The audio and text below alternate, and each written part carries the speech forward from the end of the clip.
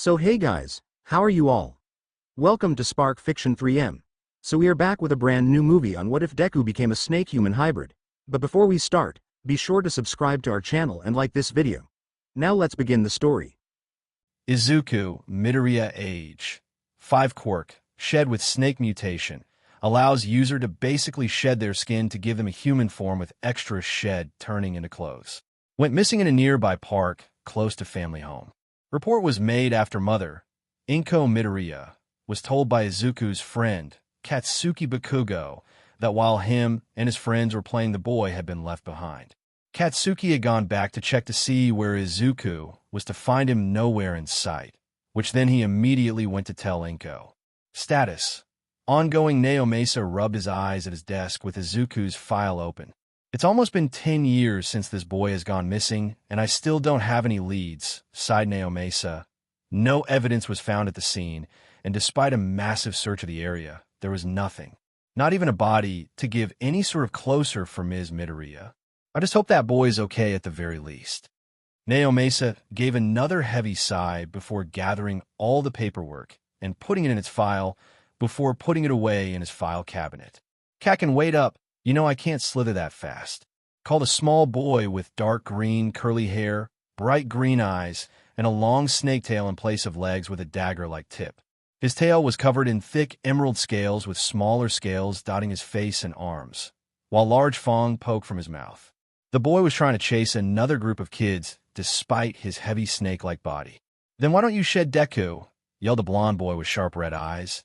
It's the only good thing about that stupid form. The blonde boy then ran off with his group of friends, leaving the snake boy far behind.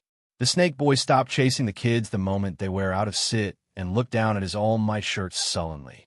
Shed isn't stupid, at least I look more normal with it, said the boy to no one. Oh, and what do you mean by normal boy? Said a voice behind the snake boy. The snake boy that quickly turned around and started to coil his tail around his body with the dagger tip, facing in front of him, scared at the sudden voice. It lets me look more human, stuttered the boy, trying to coil as tight as he can. Why, you know, with H human legs and not a S snake tail. Now, that is an interesting quirk, smiled the tall man in a clean black suit and tie. Well, not by itself anyway. That's why Kakin says it's weak and stupid, said the snake boy sadly. He says I can't be a hero if that's all I can do. An idea seemed to cross the man's face. What if I say if I could make that quirk more powerful, said the man. The boy looked up to the man curiously. You could do that? I mean, make my quirk better? Yes, but you would have to come with me to do that, said the man, watching the boy's reaction. But Mom told me not to go anywhere with strangers, said the boy, looking away, clutching his tail nervously. Well, I suppose you don't want to be a hero then. The man looked away with a slight frown. Nowadays, it seems you need a powerful quirk to be a hero. The boy looked down in thought, as if arguing with himself, then looked up to the man with a determined look. Yes, I want to be a hero, exclaimed the boy. Then Mom wouldn't have to worry about me so much. The man looked to boy with a large grin. Well then, what is your name, boy? Izuku Midoriya, answered the boy with a stutter. Well, Izuku, you may call me Sensei, said the man as he reached down to pick up Izuku. Izuku clung to the man's neck as he wrapped his little tail around Sensei's arm. I see a lot of potential in you, Izuku, so we best get started. Sensei then walked through a dark, misty portal, disappearing without a trace.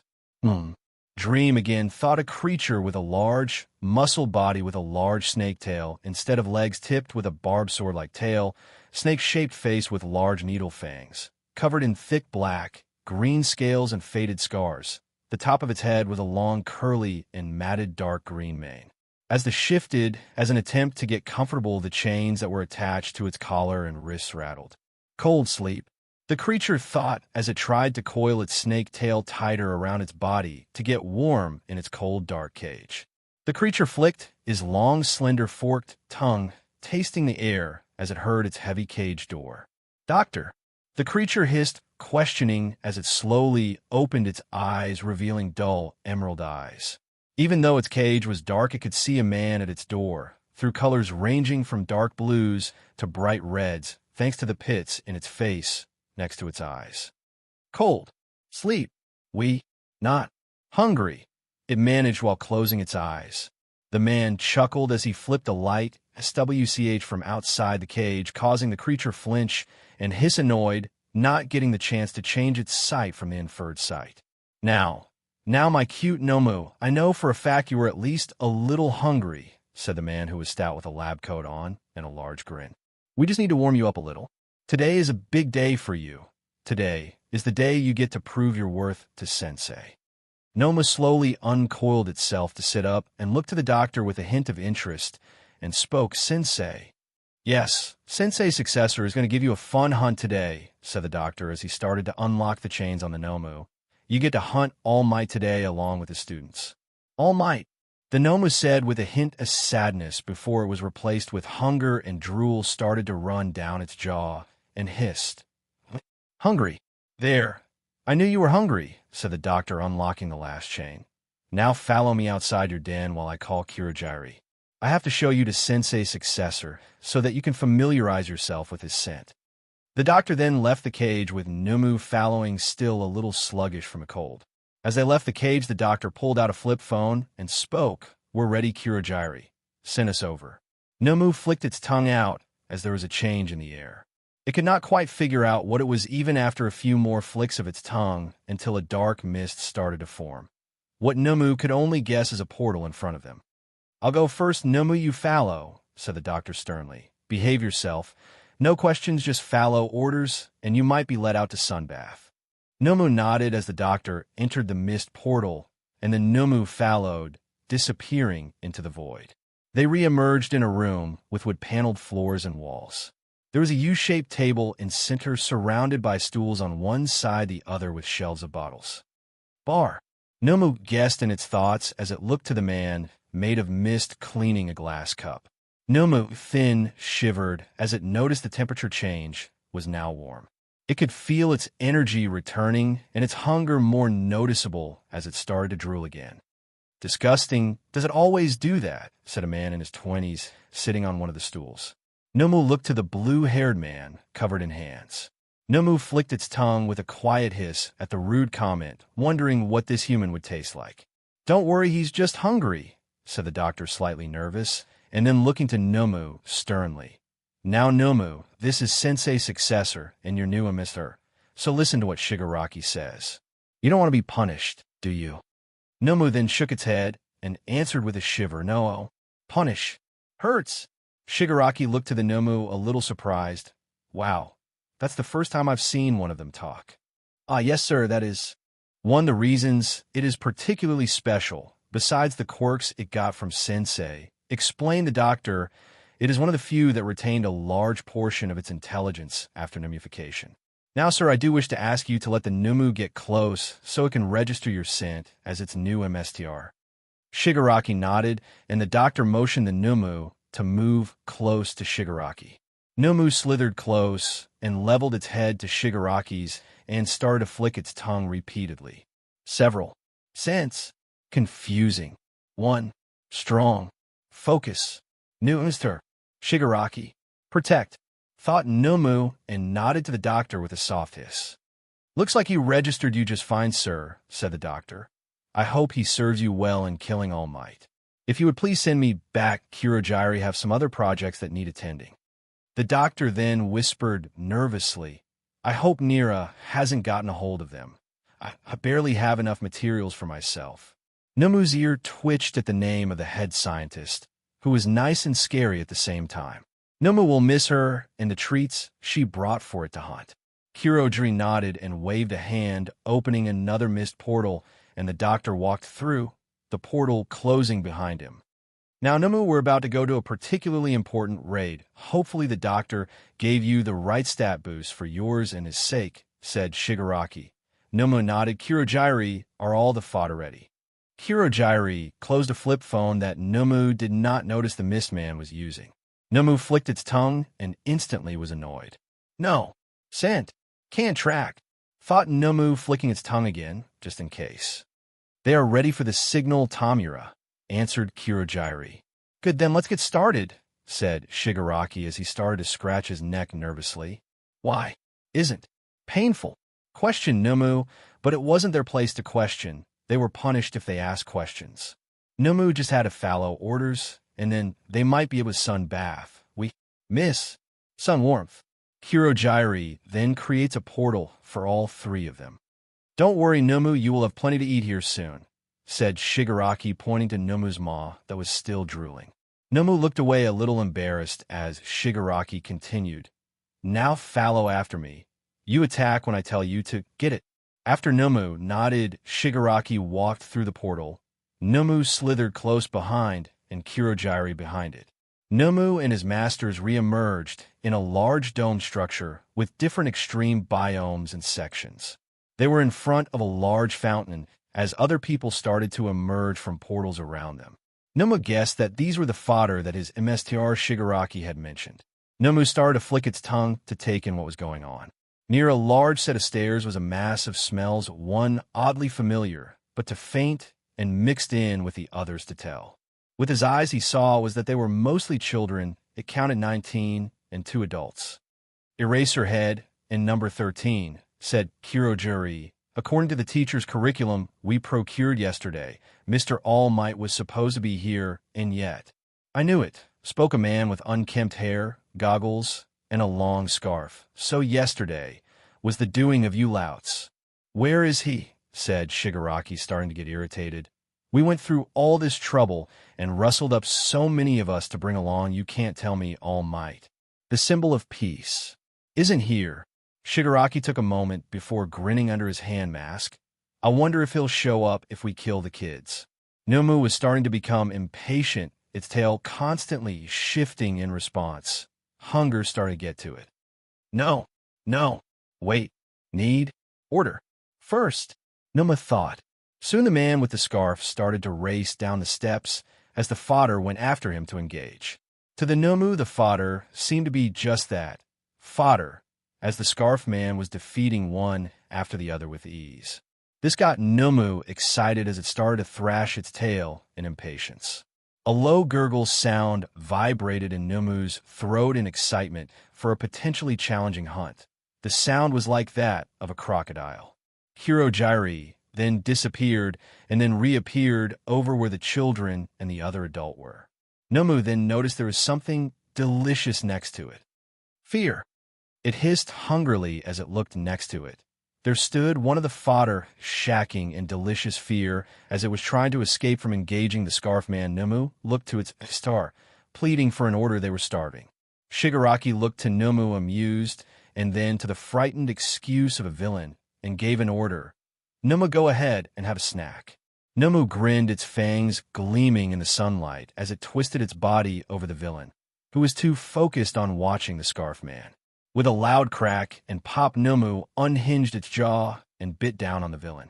The villain screamed in sudden pain and terror as a large portion of his body was in the Nomu's maw.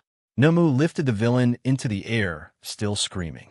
Nomu straightened its body as the villain was slowly slid down its throat until there were no more screams, and the villain disappeared down its throat.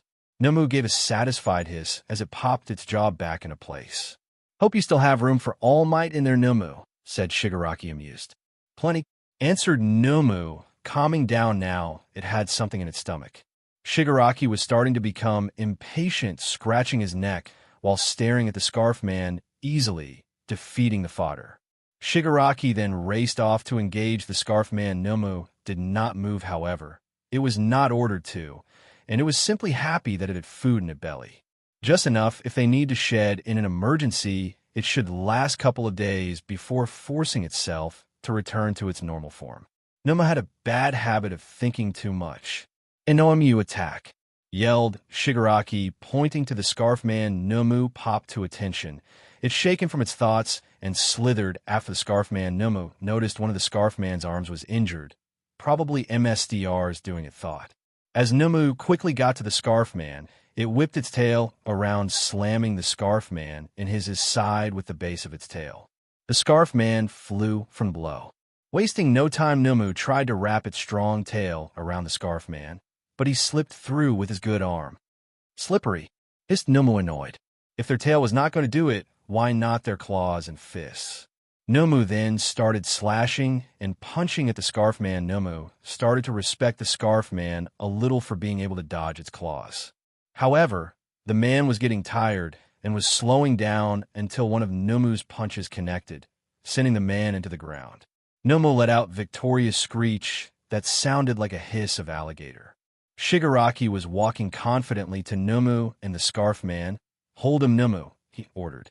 Nomu complied by wrapping its tail around the Scarf Man's boy, only lightly constricting so he would not escape. "You can erase quirks." Shigaraki started a monologue, causing Nomu to make a small sigh. Respectable ability, but there's nothing to it in the end. After all, when faced with overwhelming might, you might as well be quirkless in that situation. Kirojiri then started to appear next to Shigaraki.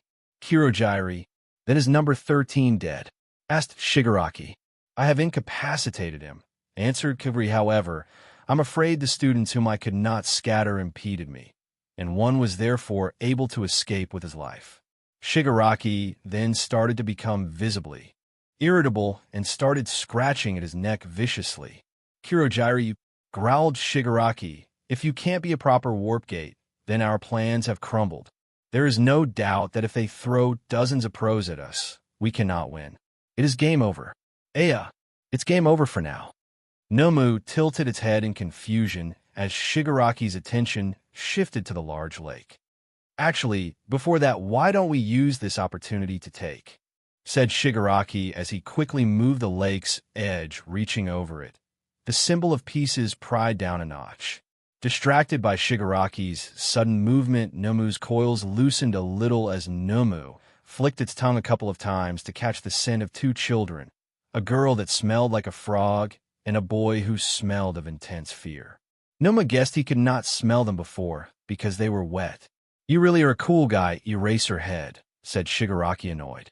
Nomu looked down to the Scarf Man to see he shifted his body to stare at Shigaraki from Nomu's loosened coils. Noticing this, Nomu quickly tightened its coils, causing the man to gasp in pain.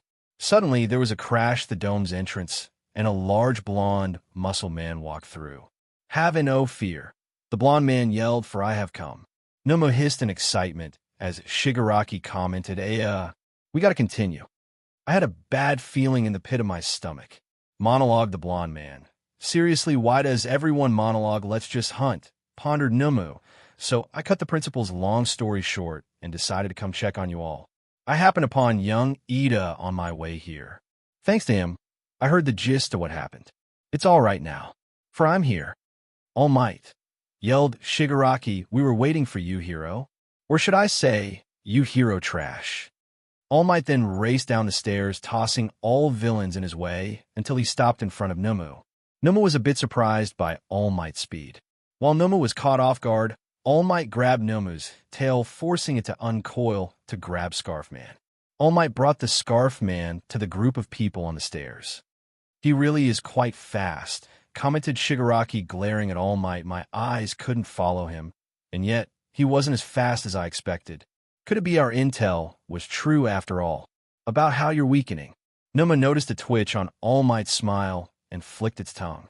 "Fear," Nomu thought with a grin, a challenge. "Carolina," yelled All Might as he charged towards Shigaraki and Nomu. "Nomu, hunt," ordered Shigaraki. Nomu charged in front of All Might. "Smash," yelled All Might as Nomu took a cross chop to its chest, followed by several punches to its chest, but Nomu barely felt it through its strong scales and tough body. "Look no further than the beast's amazing shock absorption ability," commented Shigaraki. "If you want to deal Nomu any damage, it'd be effective if you slowly and steadily scooped out his guts. Though him letting you do that is a different story." Nomu made a glare and hiss towards Shigaraki while trying to defend against All Might's punches. "Thanks for telling me," said All Might. "If that's all it takes, then don't worry. It'll be a cinch." All Might grabbed Nomu from behind and tried to perform a German suplex. Instead of being sent into the ground, Nomu was sent through a mist portal. Appearing right under All Might with Nomu digging its claws into All Might's stomach, All Might started to cough up BLD. Nomu then started to drag All Might through the portal While Shigaraki monologued some more, you planned to drive him deep into the concrete and seal his movements, right? But you would not have been able to seal him for long anyway. Nomu is the same power level as you. Isn't it great, Kurogyri? He handed us the perfect chance on a silver platter. I certainly don't like having BLD and organs inside of me, so it will be a touch displeasurable, but, commented Kurogyri, I'll gladly endure it if it's handed out by a man of your stature. It was Nomu's duty to restrain your dizzying speed so that I could open a gate while you were in a prone state. It is now my duty to eviscerate you. Nomu was confused. No such set of commands were given, they lie. However, this has been an exciting and fun hunt so far. Suddenly, there was a large explosion and an awfully familiar scent. Out of the F-way, screamed someone Nomu could not see as it was still trying to drag all might through the portal.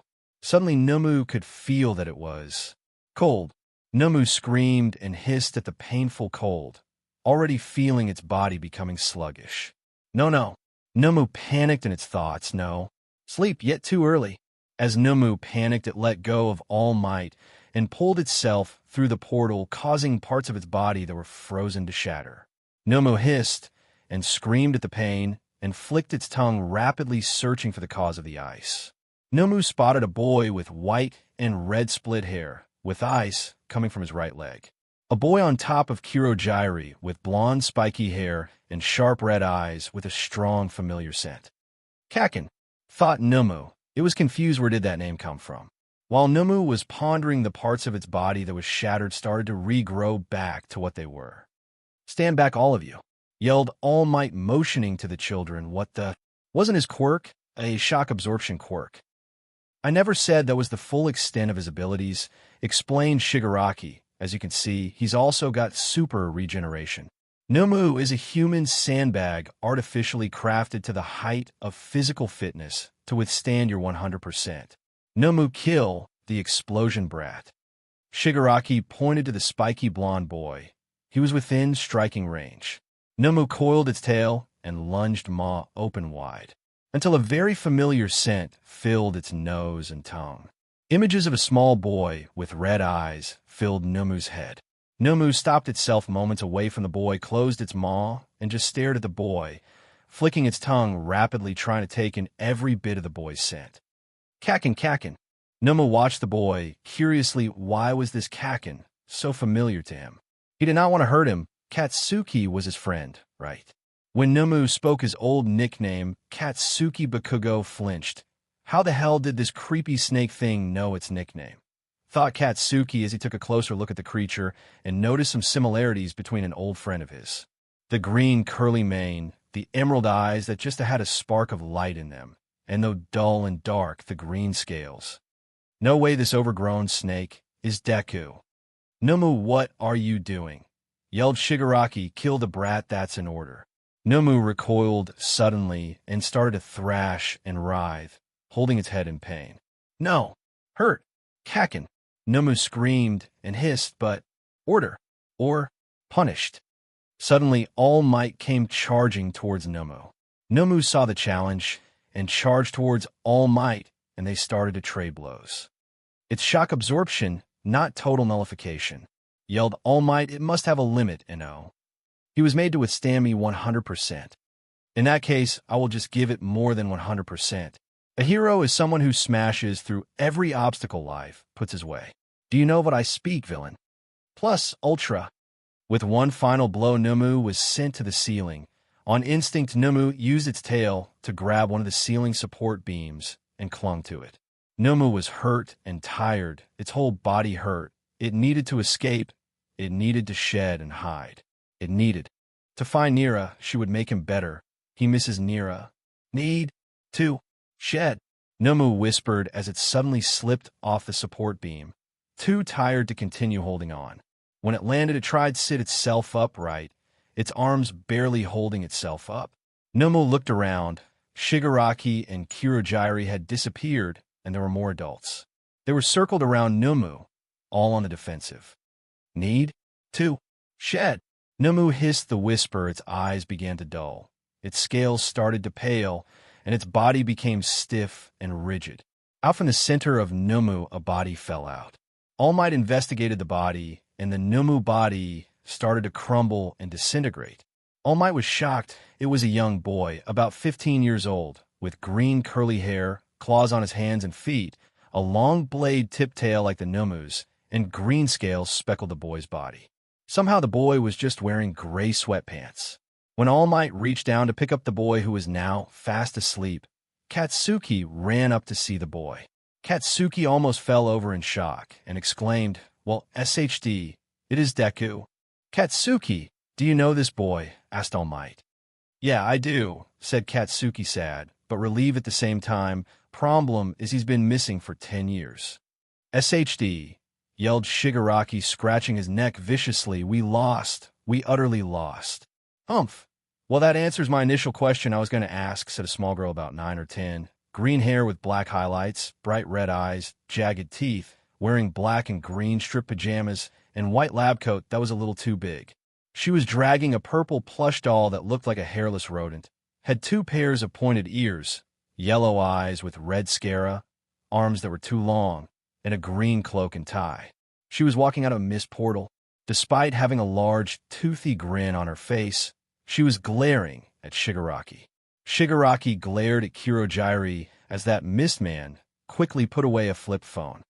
"I apologize, Tamura, but Nira requested to be brought here immediately to speak to you, as well as give an update report to Sensei," said Kurogiri. "Yes," said Nira, walking to one of the stools.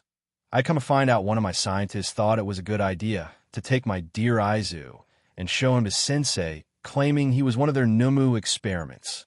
Nira looked up at the tall stool annoyed. "Mr. Hyde, could you give me a lift up, please?"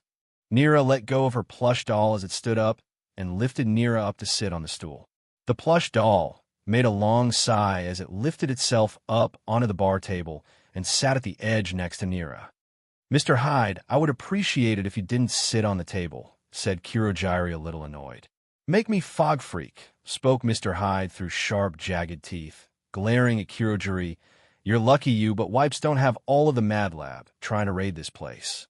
Now, Mr. Hyde, we're not here to threaten, because we still have a contract with Sensei," said Nira, trying to calm Mr. Hyde by patting his head. "However, if I find out that any of those disgusting heroes hurt a single scale on my poor Aizu, consider the contract null." Nira started to scratch the table with her long metallic claws as she was starting to become visibly irritated. "That dim-end scientist. Once I'm done turning him into a worthless, mindless Nomu, he will be Aizu's first hunt when I get him back," growled Nira, scratching the table harder, making deep gashes causing Kurogiri to glare at Nira. "I mean taking one of my prized children that was designed for stealth into a frontal assault. It could have gotten my poor noodle boy killed." "Nira," snapped Mr. Hyde, "you're ranting again." Mr. Hyde looked apologetically to Kurogiri. "Sorry about the table, Kurogiri. I'll make sure it's fixed or replaced." "Please ensure that it doesn't happen again," replied Kurogiri with a sigh. "I would prefer the furniture to stay nice." Nira snaps out of her rage and looks to Kurogiri. "Sorry, bad habit of mine. I do plan on rescuing Aizu eventually. Unfortunately, Sensei has me on a tight schedule with current projects. So, I am here to let you know that if you and your party have a chance to rescue Aizu and do, my trust with you will be renewed and allow you to use my lovely children, including Aizu, for any future missions after." Nira then hopped down from the stool, Mr. Hyde behind her as Nira pulled Mr. Hyde into a tight hold. "With that said, Kurogiri, can you open a portal to Sensei? I need to update him on my current projects." Kurogiri nodded and opened a portal in front of Nira, and she walked through with Mr. Hyde in her arms. "Hard to believe that Short Beach is in her early 30s, said Shigaraki, recovering from being stunned until he jumped from a low voice behind him. "I heard that, Hansi," yelled Nira's voice. "I am not that small and still young." Shigaraki looked behind him and spotted in the corner of the ceiling a small metallic fly with a single large eye and a large open mouth filled with jagged teeth, chittering as if it was laughing at him. "You can't be serious about sending a kid to Tartarus," argued a skeletal man with long blonde hair and piercing sunken and blue eyes. "A child they may be Tashinori," said a mouse, bare thing. "However, If the statements from both the students and villains are true, then this child almost killed Aizawa, as well as ate a fellow ally whole, and was still alive. We can't take risks with that. That child is extremely dangerous, especially if it could keep up with you. Tashinori hesitated. The mouse had a point. Then he had an idea, albeit a risky one. "Nizu, why don't we try out the reform program for young adults that you've been wanting to push through?" asked Tashinori. "This kid would make an excellent example if it's successful." Nizu pondered for a moment. "And who, may I ask, would watch the boy?" answered Nizu. "From what I understand from what young Bakuga described, that his shed quirk is what gives him a human form. So, if Aizawa was the one to watch him, the boy would just turn into that beast form." Tashinori gave it some thought. "I'll take responsibility for him," answered Tashinori. "I'm the only one that can match his strength." "Even with your time limit?" questioned Nizu. "Yes," answered Tashinori. "If we need to, we can have Kiyama put him to sleep, as well as have a place here on campus with tight security." Nizu gave a small sigh. "I'll give it some thought, Tashinori, but for now it is getting late. I'll give you my answer in the morning." Nomu slowly started to wake, flicking its tongue, trying to get an idea as to where he was. He looked around. He was surrounded by heavily reinforced walls and a large metal door in a corner. It looked like his old cage, but smaller. He looked at himself and saw he was in his human form. "We shed but was too weak to flee," Nomu whispered to himself. It was so much easier for them to speak in this form. No large snout or fangs hindering words. Nomu's ears twitched as it heard tapping from a nearby vent. Nomu inched closer to the vent to investigate and peered in. Looking back at them was a small metallic lizard with robotic eyes down its back. In its mouth was an earbud. One of Nira's scrap spies, thought Nomu, happily wagging its tail as it held out a hand to let the scrap spy crawl onto it and drop the earbud. Nomu picked up the earbud, tapped the on button on the side, and carefully put it in its ear. Nomu only heard static until he could hear Nira's voice. Aizu, can you hear me?"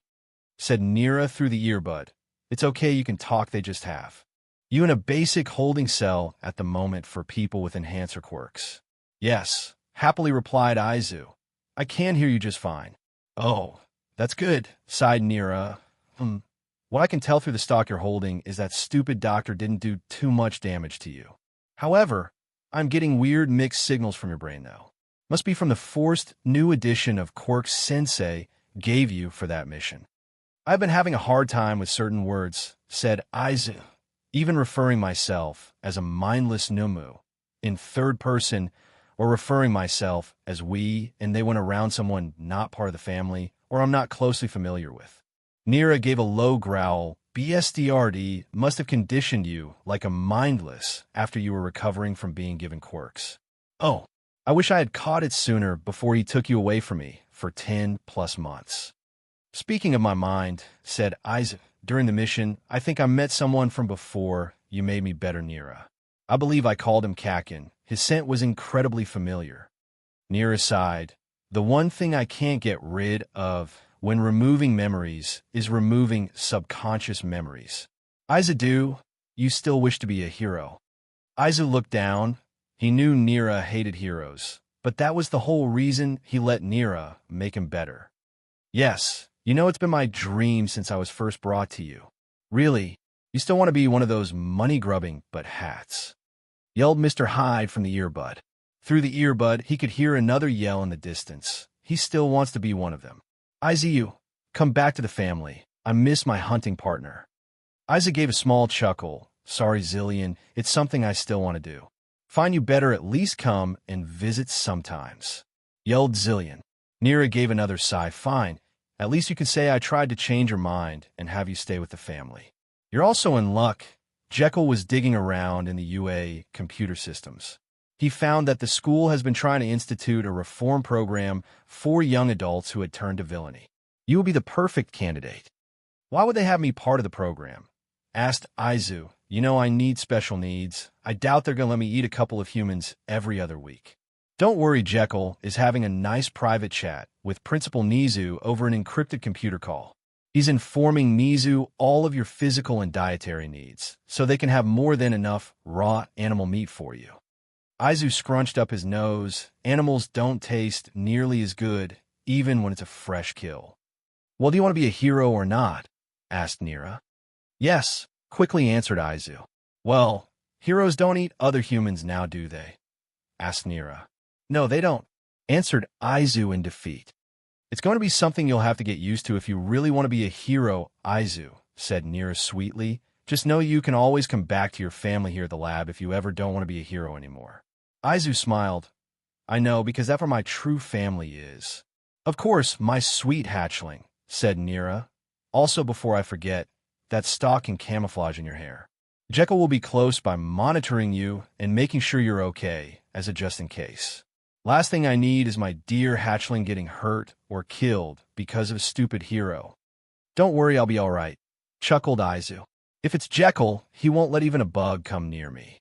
Well, at least I know you're all right, so I better let you get some sleep, Aizu, said Nira, not really wanting to stop talking. You have a big day tomorrow. Nizu should be showing up bright and early with the hero midnight. Have a good night's sleep, my little hatchling. I will, Nira. Good night. Aizu replied with a soft smile before he heard the earbud cut off. Aizu took the earbud out and crushed it in his hand before he handed the pieces to the stalk. The stalk looked at the pieces before it started to eat them. Once it was done, its body turned translucent, and Aizu could feel the creature crawl up his arm and nestle itself into his hair. Aizu moved over to the cot that was in the corner. He lay down and curled himself into a ball with his tail wrapped around his body. Aizu dozed off with dreams he thought he had long forgot. Side story: the day Sensei gave Izuku to Nira for her to work on, Nira was walking through the hallways of the Mad Lab with a sleeping Izuku holding onto her neck with his tail wrapped around her waist. Nira hugging him close and Mr. Hyde following behind her. Hallways of the lab were pristine and white with the sterile smell of alcohol in the air. Mr. Hyde was observing the snake boy, noticing his green hair and green scales. Nira, please tell me the reason you insisted on taking on the boy was not because you both have green hair, sighed Mr. Hyde with a hint of annoyance. Come now, Mr. Hyde, you know me better than that, said Nira cheerfully as she stopped in front of a door, Mr. Hyde opening it for her. Inside it looked like a cabin-themed bedroom. Wood-paneled walls and flooring, a wooden desk and dresser in one corner of the room, a twin-size bed with plain white sheets and blankets with a wooden bedside table with a lamp on it on the opposite side of the room. Sadly, I know you too well to know that was your only reason that you wanted to take him into your care, commented Mr. Hyde as he pulled back the blankets on the bed to let Nira lay Izuku down. Okay, fine, that was part of the reason, sighed Nira as she slowly uncoiled Izuku from her waist, trying not to wake him. He just seemed so sad and scared. Mr. Hyde cracked a chuckle and toothy grin. Why am I not surprised? You always had a soft spot for young children who seemed hurt and scared of the world. Hell, 90% of the lab is made up of them. Nira responded with her own quiet chuckle, making sure Izuku was snugly tucked in for the night before walking back to the door. Isn't that the truth? It's part of the reason I despise most heroes and adult humans. They always seem to ignore the ones who are truly hurting. Mr. Hyde walked out the door first as Nira stopped at Izuku. Good night and welcome to our strange family, my cute little hatchling, whispered Nira with a soft smile before turning off the light and closing the door behind her. Nizu was at his desk looking at his phone. He had just finished his call with Tashinori, telling him to meet him in his office this morning before classes started. Suddenly a knock came from the door. Yes, who is it? Asked Nizu. It is your favorite online friend Nizu, answered a smooth voice. I did tell you I was coming, yes. Nizu sighed. Yes, Jekyll, you did. Please come in, Tashinori will be arriving shortly. The door opened to reveal a thin man in a very stylish but professional black suit and slacks, dark purple undershirt, and yellow tie.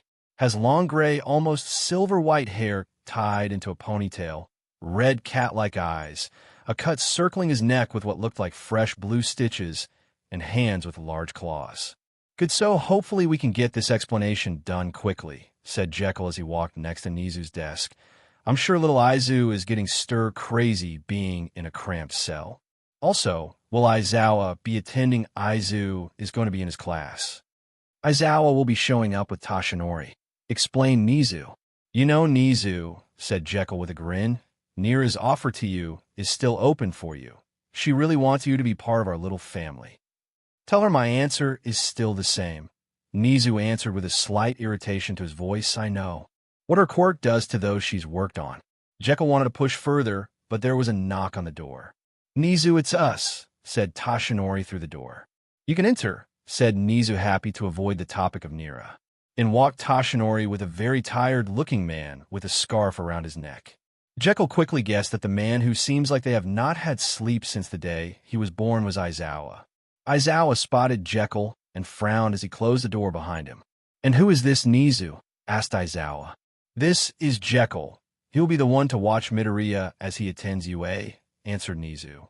Jekyll quickly glared at Nizu. Midoriya is not his family name Nizu. I went over that. His family name is HEX. According to his BRTH certificate, it is Midoriya, said Aizawa. Humph. That was with his human family, scoffed Jekyll, which he is no longer a part of.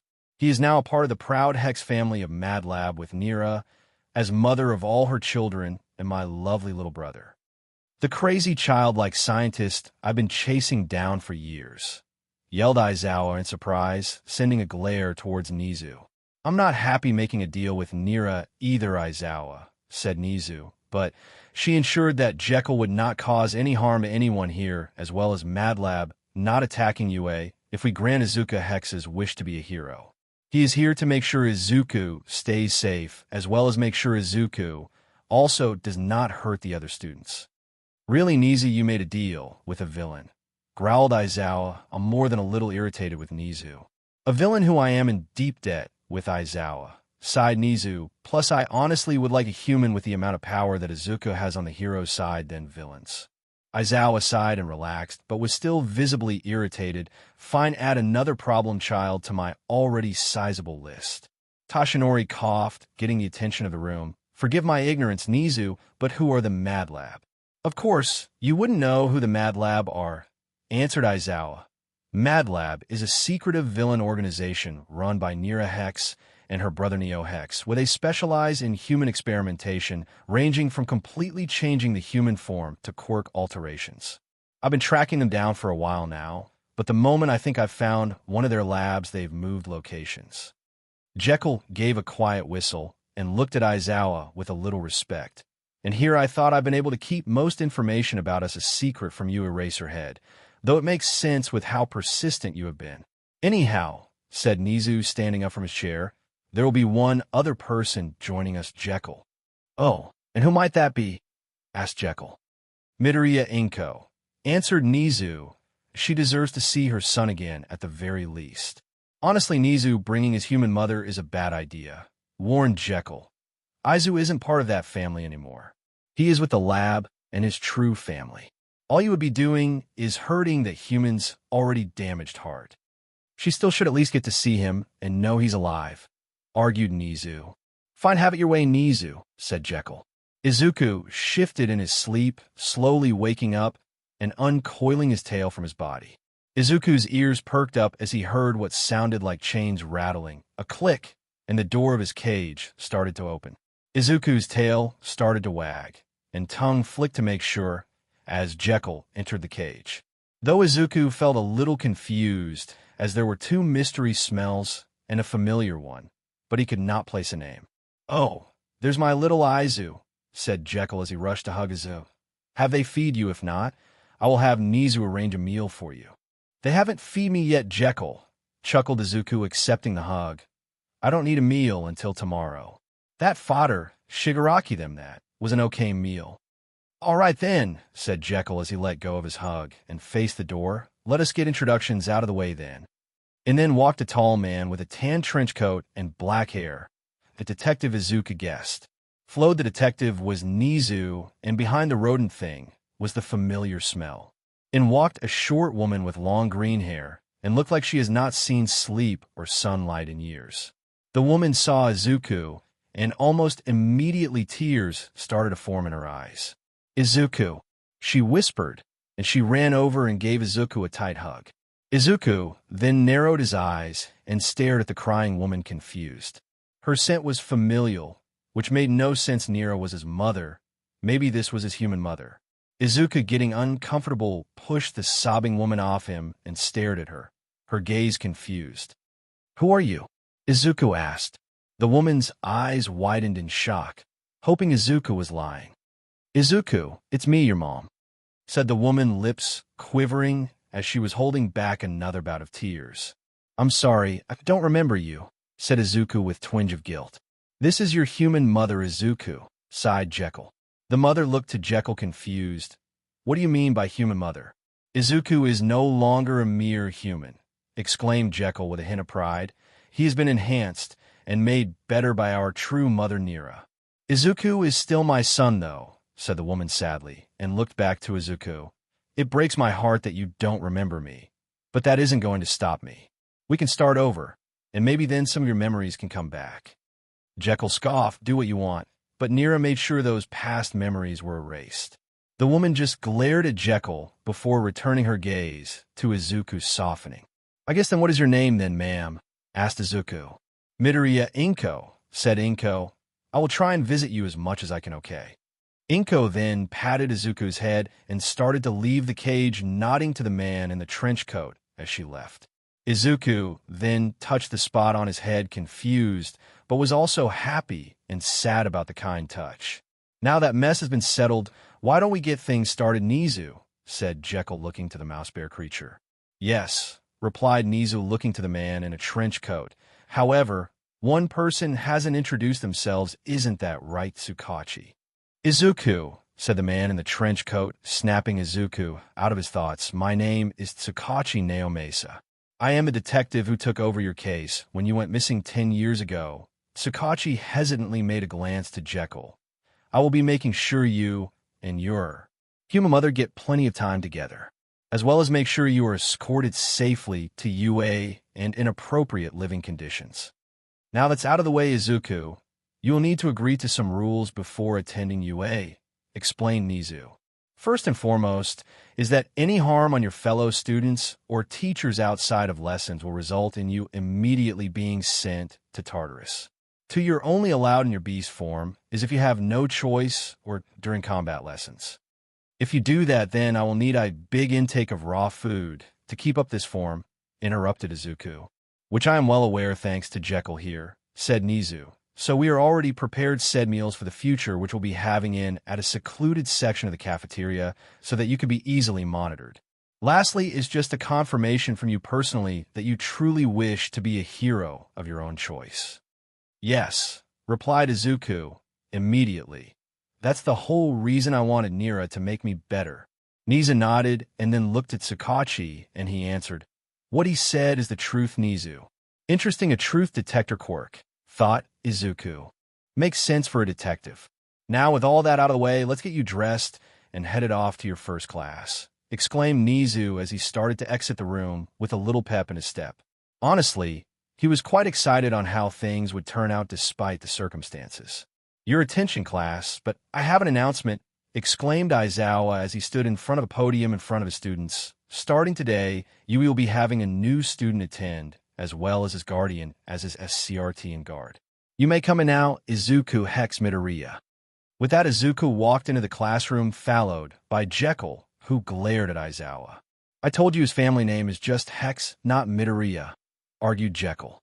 "I will continue to call him Midoriya until is legally changed," challenged Aizawa. "And you can't stop me." While the two adults in the room passively argued, Izuku looked at all the whole class he had attempted not more than a day or so ago tried to hunt. All except for one spiky hair red-eyed boy had either shocked or fearful looks on their faces. Izuku could not wait to start learning to be a hero with his tail wagging. "Aizawa-sensei, please tell me you are joking, right?" Came a nervous laugh from a boy with blonde with black lighting streak. "Kaminari, I don't think I ever joke." Aizawa deadpanned.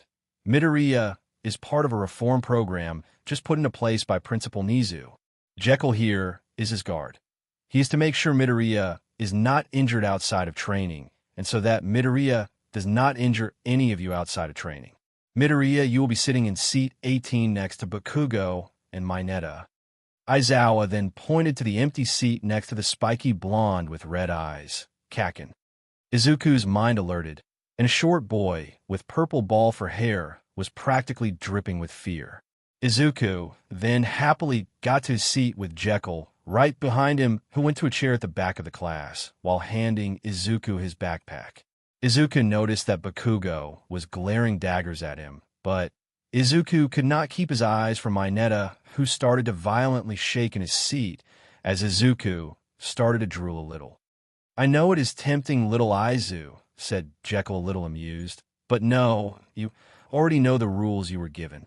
Izuku snapped out of his stare and blushed with embarrassment, the green scales on his face darkening as he quickly pulled out a notebook and pen.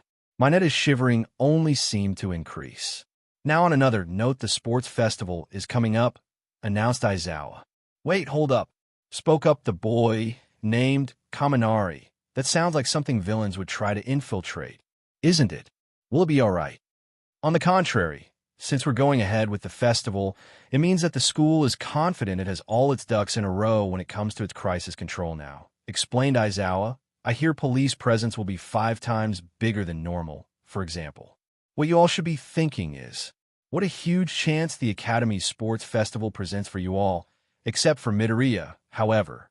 It has been decided, due to your power and circumstances, that you will be sitting out."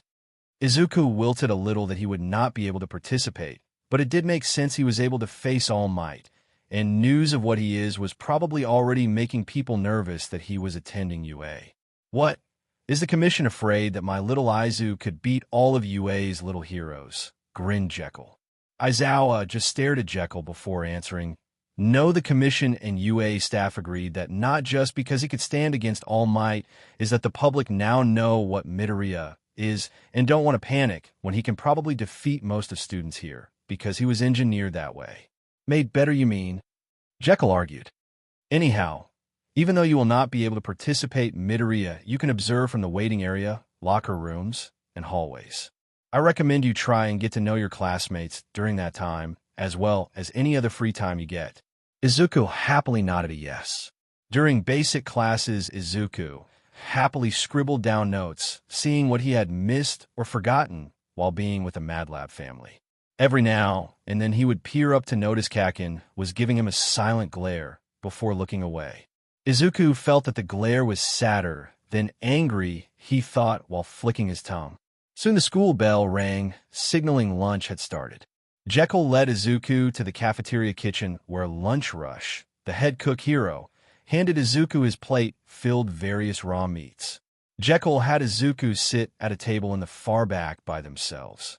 Izuku happily started to eat his still bloody meat by hand when Jekyll spotted a certain blonde with red eyes walking towards their table. Jekyll's eyes narrowed and sat up to walk to Bakugo and block his path. "Out of the way, old man," Bakugo hissed. "You of all human spawns will not be sitting next to my Izuku," Jekyll hissed back.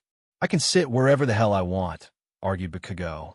Jekyll then leaned down near Bakugo's ear and whispered, "I will not allow the human who abandoned and abused my Izuku in the first place to be near him.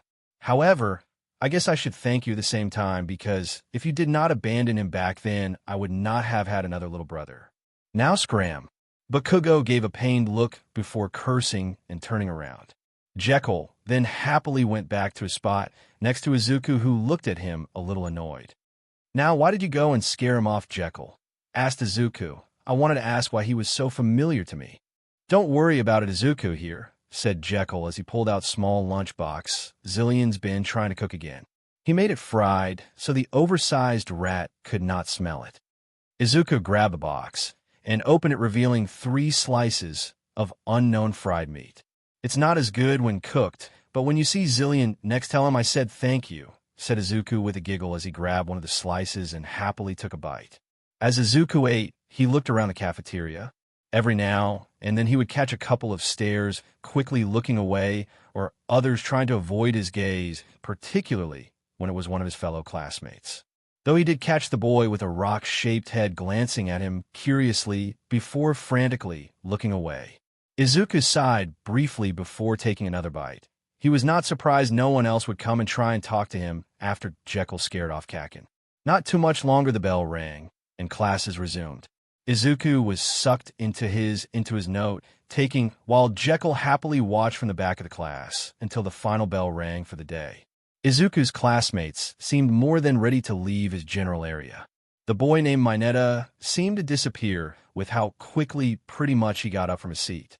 Jekyll walked up Izuku while glaring at Bakugo, sending him a silent warning to not approach. Bakugo only scoffed as he got up from his seat, sending a quick glance to Izuku before heading towards the door. "I will lead you to the dorm you all be living at," said Jekyll, looking to Izuku once he was satisfied with Bakugo's distance. "Why do you not like him, Jekyll?" asked Izuku. "I just want to know him. Clearly I knew him from before and it's bugging me." "And what have I told you about the you from before?" said Jekyll.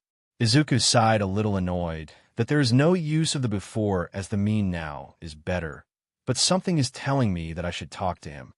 Jekyll hummed in thought for a moment before answering, "Maybe if I decide that he has proven that he will not harm you." With a defeated sigh, Izuku replied, "Fine, but I will eventually talk to him with or without your approval. I'm not a hatchling anymore." "You will always be a hatchling to me, my little Aizu," chuckled Jekyll, ruffling Izuku's hair, avoiding the nip of the now woken-up stalk. "Now, let us go." "Oh," spoke a brown-haired girl blocking the doorway. "What the heck?"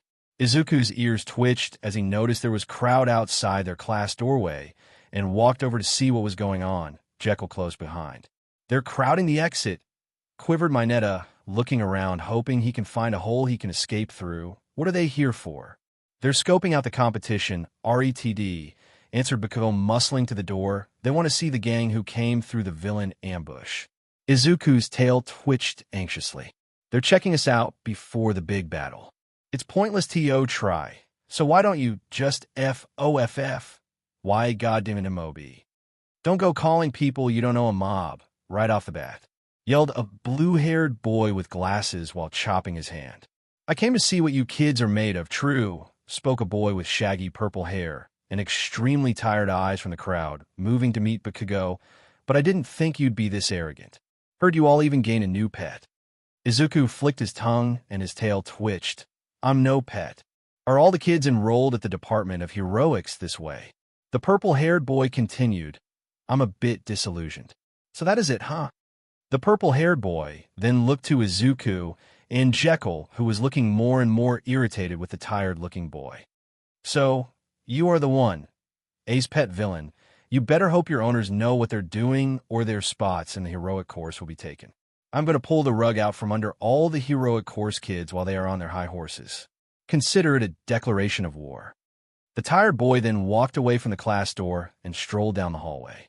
Izuku watched, a little annoyed with being called a pet, but wondered, why does he want to get into the heroics course so badly? I'm curious.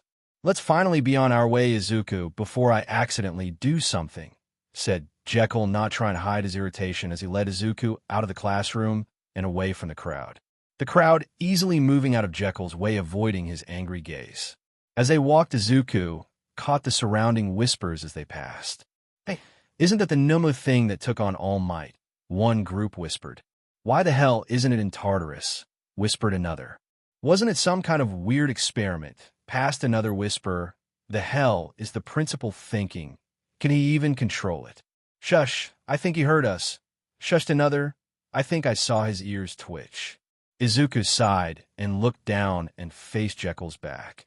"I saw this coming when I wanted to be made better and become a hero, but the words still hurt." As they left the building, Izuku spotted the purple-haired boy again, watching him, his serious face earlier gone to a soft and almost sympathetic look towards Izuku before turning around and heading in the opposite direction. Jekyll led Izuku to a brown building named Heights Alliance. As they entered the building, Izuku looked around curiously, taking in the new scents as he flicked his tongue. They had entered an elevator to head to the second floor. While they waited in the elevator, Jekyll spoke up.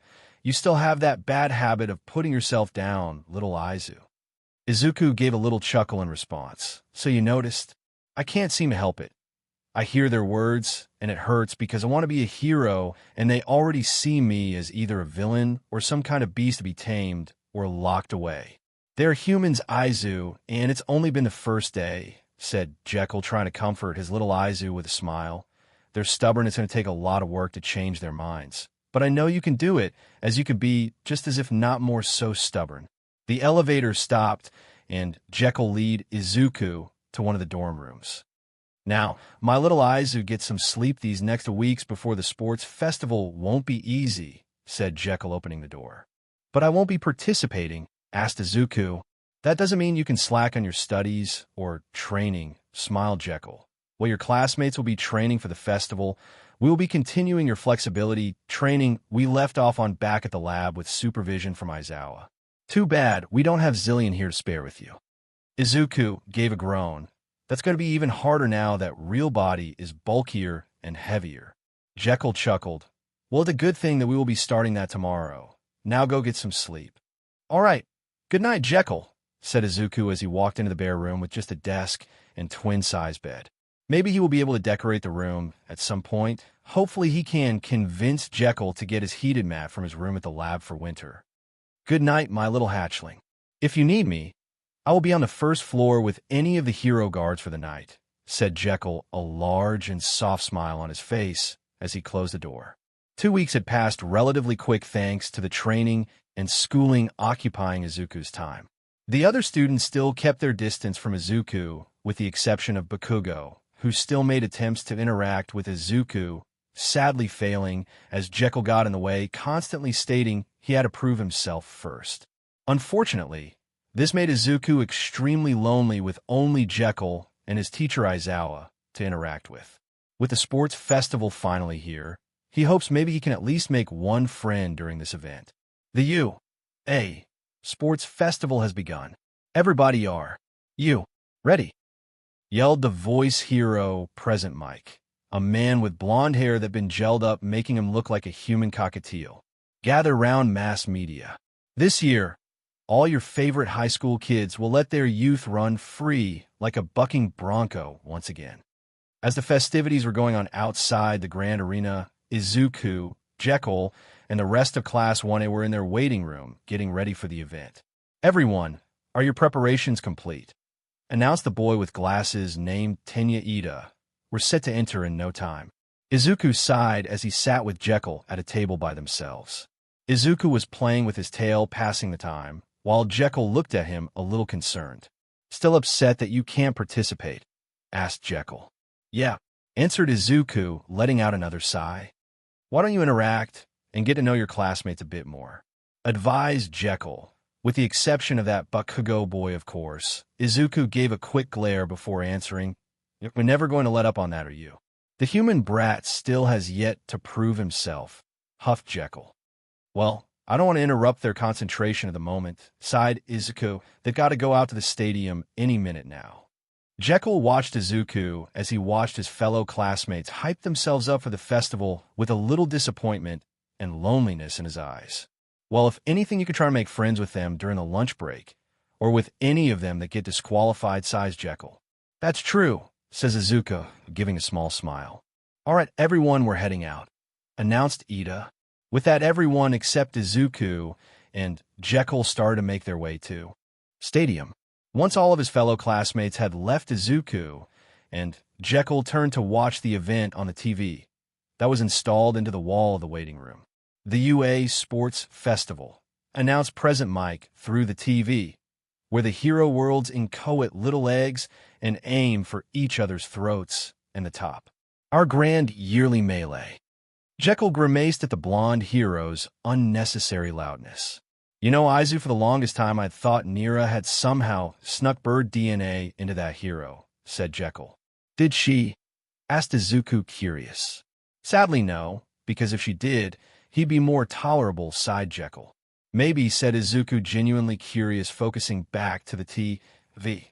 And let me guess, continued present Mike, all you miscreants came to see them, right? The freshly formed miracle stars that shrugged off a mass villain assault with wills of steel. The camera then focused on one of the entrances to the stadium. The Department of Heroics freshman class announced present Mike. You're here for Class 1A, right? As present Mike announced them, Izuku's classmates walked out to the stadium confidently. Izuku made a giggle as he watched his classmates, his tail happily wagging. They look so cool, Jekyll. I guess. Jekyll huffed. And following is Class B. Here come Classes C, D, and E from the Department of General Education, said Present Mike as he continued to announce the rest of the freshman classes. Now, fair play, yelled a woman wearing a DMNTRX outfit on a podium near the stadium, cracking her flogger. Jekyll, why is that hero naked? Asked Izuku nervously, though it doesn't look like she has anything on her bub. Do not all humans have them? Is she actually a male? Jekyll was almost startled out of his seat before answering. No, she is just wearing what's called a skin suit to make it look like she's not wearing anything. Also, her hero name is Midnight. She's one of your teachers. That's weird. It's hardly protecting her body, said Izuku, still curious. Does it have something to do with her quirk? It doesn't look like she has scales or rock-like skin to protect her. Izuku, who taught you biology? Asked Jekyll. Mr. Hyde, why? Answered Izuku innocently. I'm going to kill him, said Jekyll. Please don't, Jekyll. It took Nira forever to stitch him back together last time, pouted Izuku. I don't care, said Jekyll with a scowl. Now, player REP. Announced Midnight, but Kogu Katsuki of one. Katsuki the started to walk up to the podium with Midnight. Jekyll, look, it's Kakin. He is our representative. Izuku happily announced. Huh, guess he's a lot smarter than he looks, chuckled Jekyll. Sensei, said Katsuki through the mic. I'm going to place first. As Katsuki made the challenge, the rest of the classes yelled in anger, issuing their own challenges.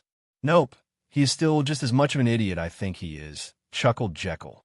Jekyll, replied Izuku annoyed. Katsuki then walked off the podium with a satisfied grin back to his class. Midnight then walked back to the microphone with a nervous cough. Onto the preliminaries, as they're called, announced Midnight as a holographic screen appeared behind her. Lots of fine folk end up choking on their tears here every year. And this year's first round of Destiny is this. On the screen behind Midnight in big bold letters were the words, Obstacle Race. Oh, that will be interesting, said Izuku, a little glitter to his serpentine eyes. I hope my classmates go all out so I can see and analyze their quirks. Makes me wish you brought my laptop with you, Jekyll. I already told you they wouldn't let for security reasons, sighed Jekyll. But you could have still gotten me at least a notebook and pen. Pouted Izuku. As Izuku watched all the students gather at the race entrance, Izuku thought he heard scratching on the ceiling pipes, but ignored it as he was too focused on watching his fellow students. As the students gathered at the race's entrance gate, a tall boy by the name of Kodakoji with rock-shaped head stands nervously at the back of the group. What should I do? Thinks Koda as he stutters in his thoughts. Well, didn't S say. I couldn't ask for H help since it will be part of my Q quirk as long as I stay W within the bounds of the R race. With a nervous sigh and whispers out, is there anyone out there that C can H help me with the obstacle course? Koda then was startled by the sound of chittering that sounded like laughter. Mice, thought Koda. P please, let it not be insects. Izuku's and Jekyll's ears twitch as if they heard something in the distance. Jekyll lets out a deep sigh as quickly grabbed Izuku's shoulder, forcing him in his seat, while Izuku was quickly trying to leave. I know you heard it, Izuku. It doesn't mean you have to follow it immediately, sighed Jekyll. But it was one of my classmates, Jekyll, said Izuku with worry on his face, speckles of scales starting to emerge on his face. He was calling for help. Yes, and what you're feeling is not the one to help, explained Jekyll, but the effects of his quirk. You haven't noticed that you started to shift back to your real form, have you? Izuku looked at Jekyll surprised before looking at his arms where a couple of scales have started to grow. Weird, normally, I can tell if I'm shifting or shedding. What does his quirk do? Thankfully, I requested Nizu to give me basic info on all your classmates, explained Jekyll. That quirk you felt was from Kodakoji. He can basically control animals through voice commands. You know, Nira likes to add a certain percentage of animal DNA to family members, right? That makes sense, as I have various reptilian DNA, while you only have a little Jekyll, pondered Izuku. Don't worry, brother, the colony will help the boy out with your permission, of course, yawned a sleepy voice in both Izuku's and Jekyll's minds. Both looked up to see a small snow-white, rat-like creature sleepily yawning and swishing its scaly tail lazily on the ceiling pipe. Great, I had a feeling Nira and Mr. Hyde would let you pest help keep an eye on Izuku grown Jekyll. Mr. Hyde only agreed just so you pest would stop switching his foot pads with squeakers from Chew Toys. Theta, are you and the whole colony here? Said Izuku excited. Sadly, no, Izuku, only a small portion of the colony is here, said Theta telepathically as she jumped down from the pipe to land on Izuku's head and proceeded to unceremoniously kick the poor stalk off Izuku's head. This is my spot, Scrap. Jekyll had caught the stalk, who squeaked in anger and was carefully placed in Jekyll's coat pocket. Theta huffed as she curled into a ball in Izuku's hair. You would also like to know that Alpha and Beta are here as well, said Theta. They went to help that classmate of yours, if you will still let them do that. Yes, please tell them to help him out. He sounded pretty scared, replied Izuku. I will relay that to them then. Give me one moment to send the signal, yawned Theta before looking like she had fallen asleep. Before Coda looked like an army of black and green rat creatures with permanent grins. Some even had wings. Though two out of the whole group were slightly different. One had horns, wings, and a dagger tail, while occasionally puffing out bits of smoke. The other was a foot taller than the rest, with red slash marks on its eyes and a green mohawk of fur on its head. Name's Alpha, and this is Beta, said the larger creature. Brother Izuku just gave us the okay to help. Wait, you know, Izuku, stuttered Coda. What animals are why you guys? Well, we're not natural animals, but we nearly have 100% of various animal DNA, squeaked Beta. Plus, you're one of the few people that can understand us without Theta's telepathy or anyone from the lab to translate. Okay, if you promise not to hurt anyone, said Coda. Aw, that's no fun, complained Alpha. But all right, let me give you a rundown of our quirks before this thing starts, which looks to be soon. Also, as far as what we're called, we're the trickiest of the lab's creatures, gremlins. Start, announced Present Mike, as all the students then started to race through the narrow passageway that was the gate. Everyone quickly became stuck as they started to push and shove to get through. Izuku excitedly watched as a red and white split-haired boy named Shoto Todoroki was the first to break through the crowd by sliding on an ice path made from his quirk. Shortly after was Kakin, and not long after was most of his class, along with the purple-haired boy that had challenged his class. Out of our way, yelled Alpha as he broke through, carrying Coda with Beta on his head, sending out puffs of fire at students that got too close, along with most of the colony close behind. Alpha, they can't understand you, sighed Beta. Couple of minutes before the start, so here's the plan, explained Alpha.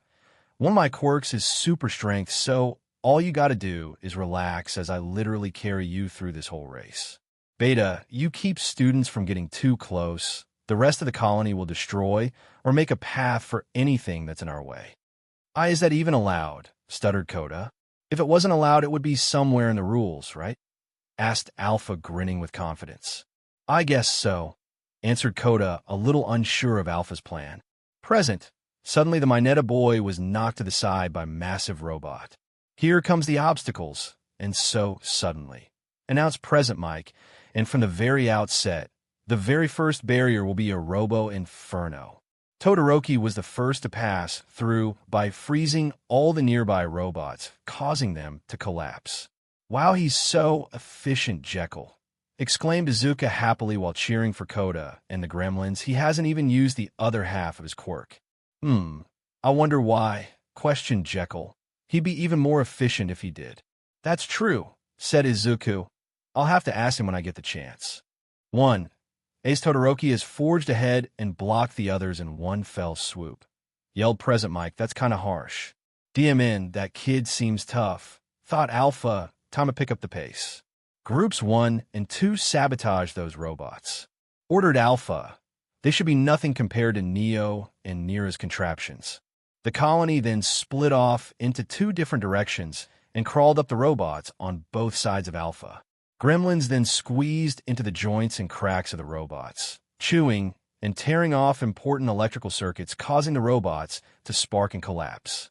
The hell are those things? Announced Present Mike. They don't seem to be normal rats. Are they stealing parts? As gremlins left the downed robots, some brought cables, circuit boards, and one was even dragging a large metal piece. "I don't think they are normal rats," said Aizawa, narrowing his eyes. "I'll have to talk to Nizu if this is allowed if he qualifies after the race." Suddenly, a bunch of explosions pass above Alpha and the colony.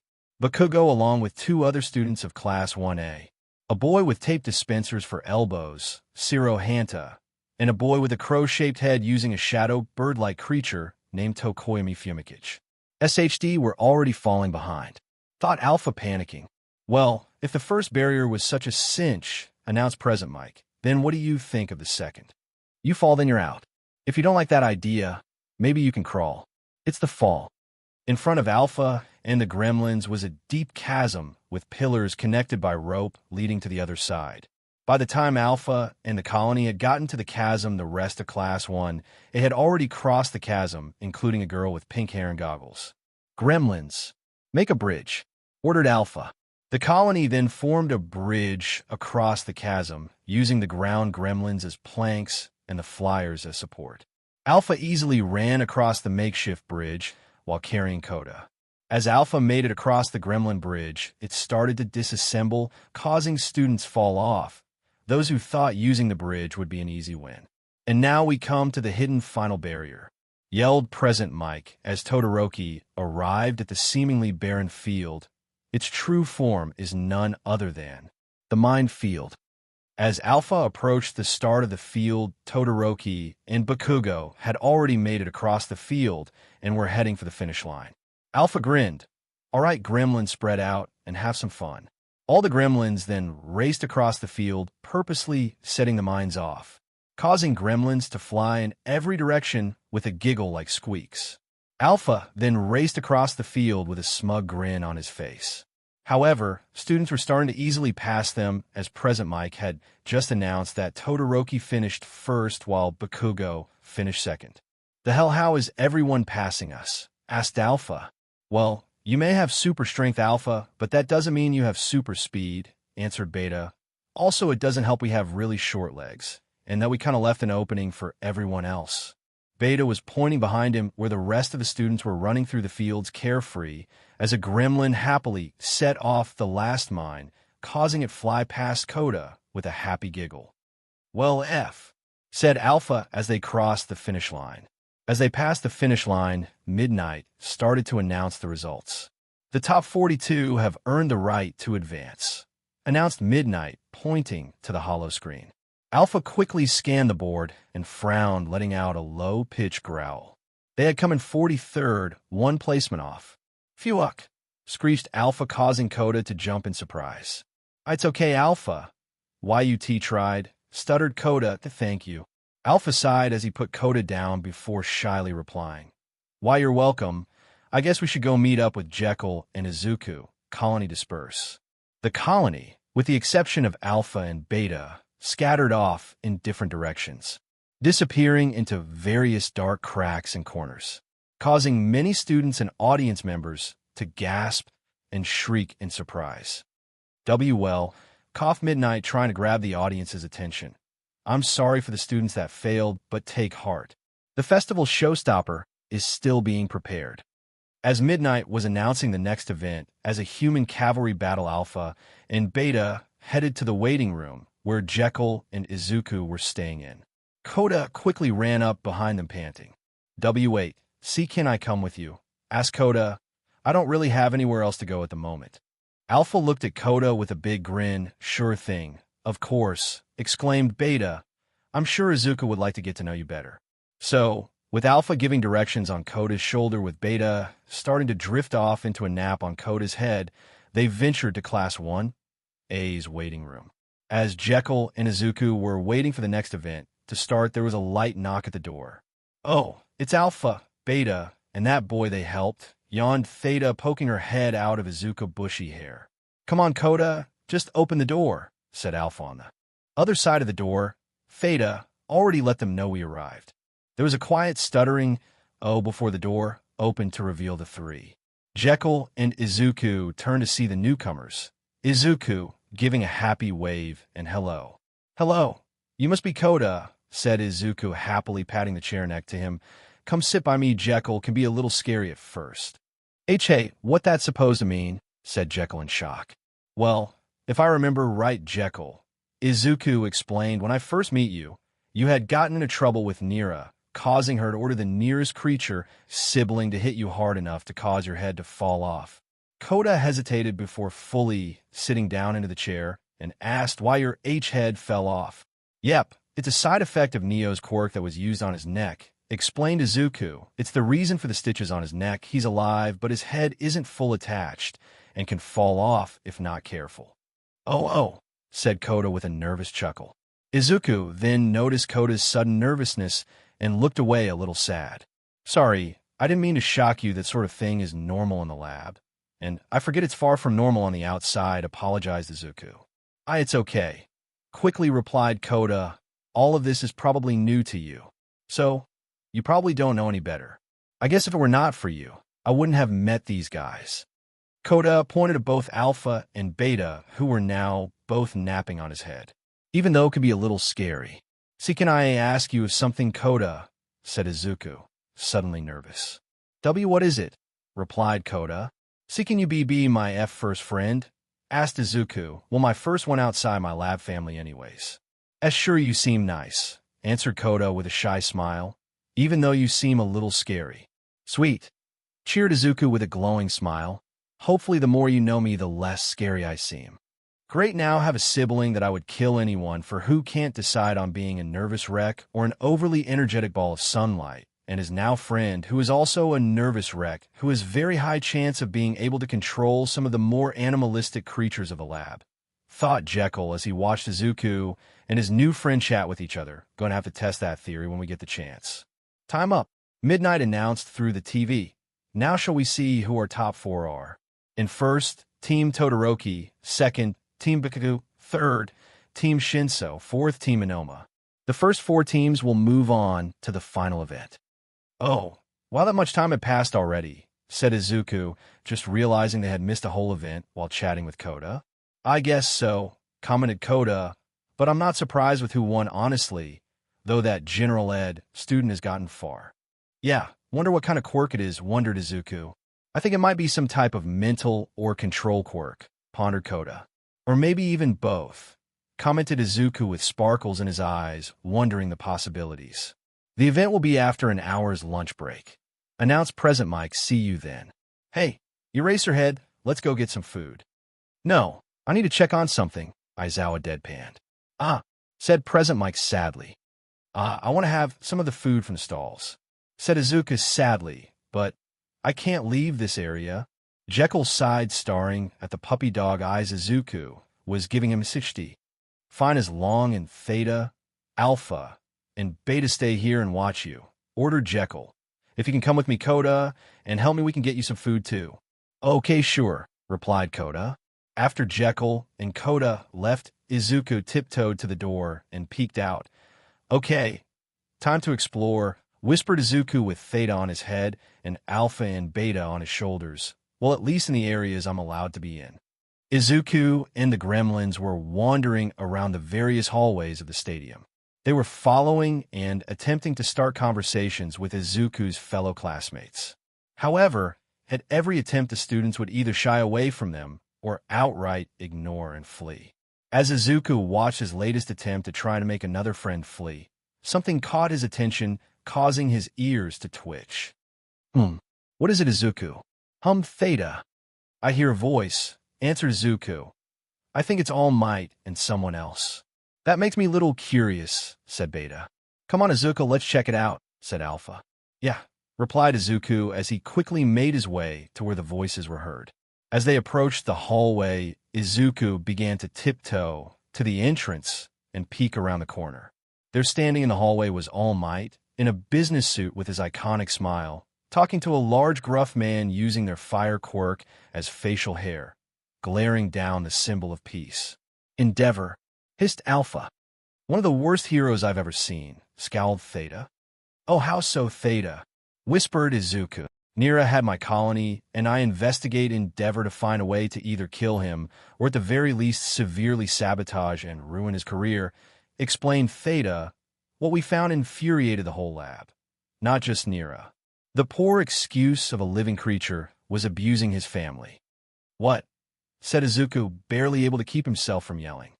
Theta, shut up for a second, hushed Alpha. I'm trying to listen to their conversation. Continue after. Izuku sighed, wanting to know more, but nodded in agreement before focusing on All Might and Endeavor's conversation.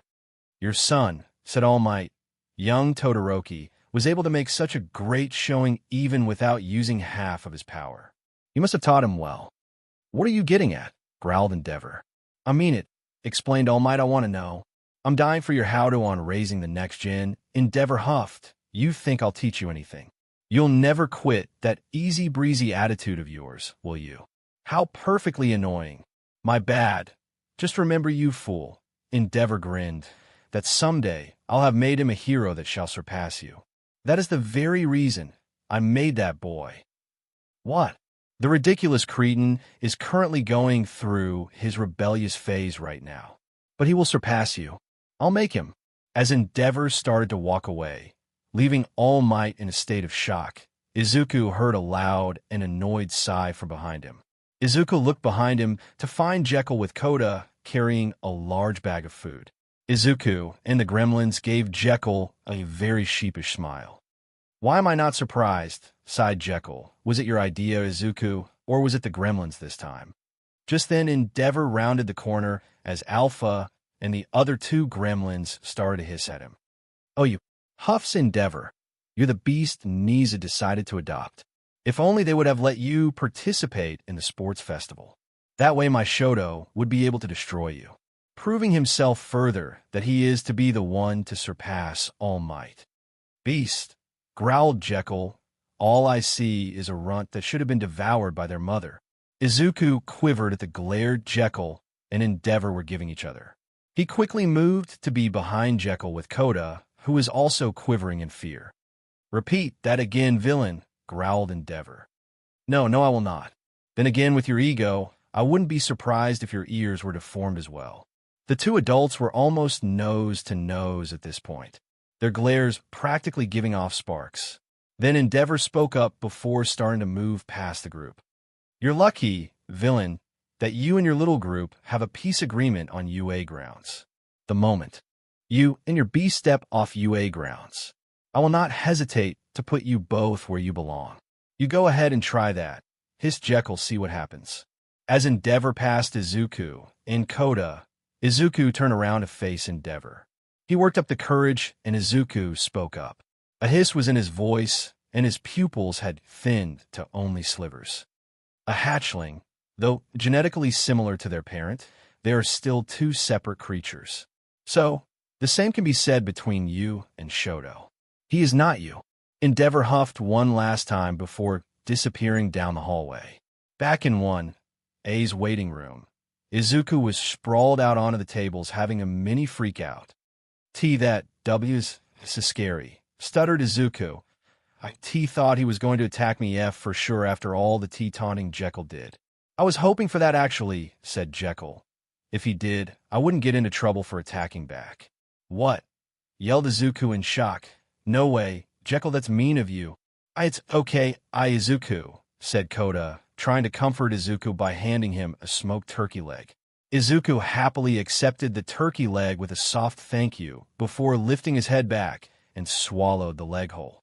Koda watched surprised and a little intrigued and asked, how much is your body? I is snake-like, Izuku. Oh, well, thanks to Nira, pretty much my whole body is snake or reptile-like in some way.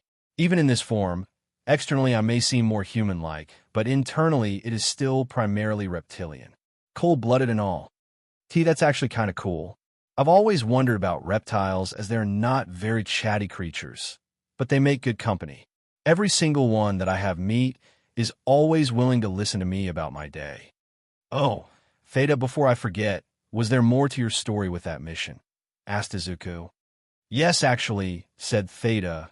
While we were spying at the Todoroki household, there was a terrible accident with their family. I had forgotten Mother had sent you and your colony to that runt hero's household, commented Jekyll. The accident was with the Todoroki's eldest son. The poor hatchling had lost control of his quirk and had nearly died, being burned alive. Thinking that his hatchling had died, Endeavor had fled the scene. My colony and I then decided to act by retrieving the hatchling, taking him straight to Nira so that he can heal. She was able to stabilize his condition so that he could recover. "Have I met him, Theta?" asked Izuku. Theta shook her head. No, as soon as he was conscious and able to move. Nira had offered him to stay with the lab and become part of the family. If he agreed, she would fix his scars without having to worry about the usual side effects that come with her quirk. He thanked Nira, but refused, saying he needed to figure things out and wanted to keep the scars as a reminder. He also asked Nira to leave Endeavor to him, as he was his problem. After that, Nira dropped all missions involving Endeavor to respect his wishes. Though Nira did manage to convince him to take stock with him, just so that Nira could make sure that he was always safe. That's horrible, gasped Koda, tears running down his face. Must have been when I was out on a mission with Zillion, pondered Jekyll. All the more reason not to let Shoto be dragged down by his father, said Izuku with confidence. I need to let Shoto know he is not his father, and that he can surpass anyone his own way, with both of his ice and fire. Why, yeah, agreed Koda. You're not leaving this room without an SCRT this time, Izuku glared Jekyll. And you're going to have to wait anyways. The tournament is about to start. Oh, chuckled Izuku, giving Jekyll a nervous grin. Don't worry, I'll see if we can catch him in between matches, so you can give him a pep talk, sighed Jekyll before smiling and ruffling Izuku's mess of green curls. Jekyll, complained Izuku, it took me forever to get my curls decent, wife. Both Jekyll and Koda only laughed at Izuku's pain as on the TV screen the tournament was just announced to be starting soon. Now we're going to do a drawing to determine the pairings, announced Midnight. The 16 participant for the tournament can choose to abstain from the recreational events if they so choose. There's no problem in wanting to rest and saving your energy. So, let's begin with the team that got first place. Suddenly a boy with blonde hair and a long thick tail raised their hand. According to Jekyll, his name is Ojiro. Please excuse me. I don't want to participate. Most of the class then spoke up to argue on why, or that he should stay and participate.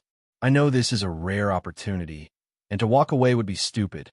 However, everyone gave their best to get this far, and I wasn't able to do the same. Suddenly another boy spoke up.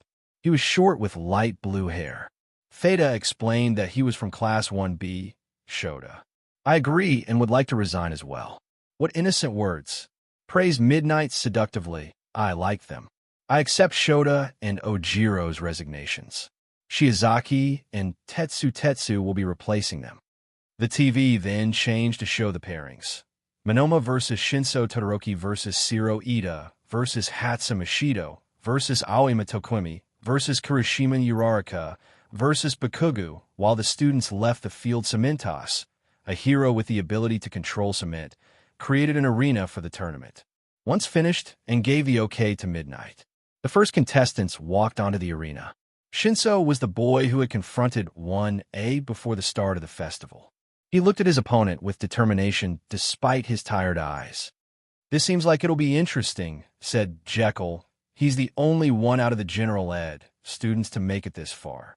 Izuku and Koda nodded in agreement. The blonde, named Monoma, then spoke up with a smug grin. Well, this should be easy. You probably only got this far out of sheer luck. I might not even need to use my quirk. Begin, announced Midnight. Really? You're a lot of talk for someone in 1B, taunted Shinso. That doesn't make you much better than general ed students. Hell, that means you just barely made it into the hero course. Honestly, it means you'll just be some unknown second-rate hero. Say the dash, began Monoma until his eyes dulled and stood still as a statue. What? Yelled Present Mike. Monoma has completely stopped moving. Oh, how cool, exclaimed Izuku.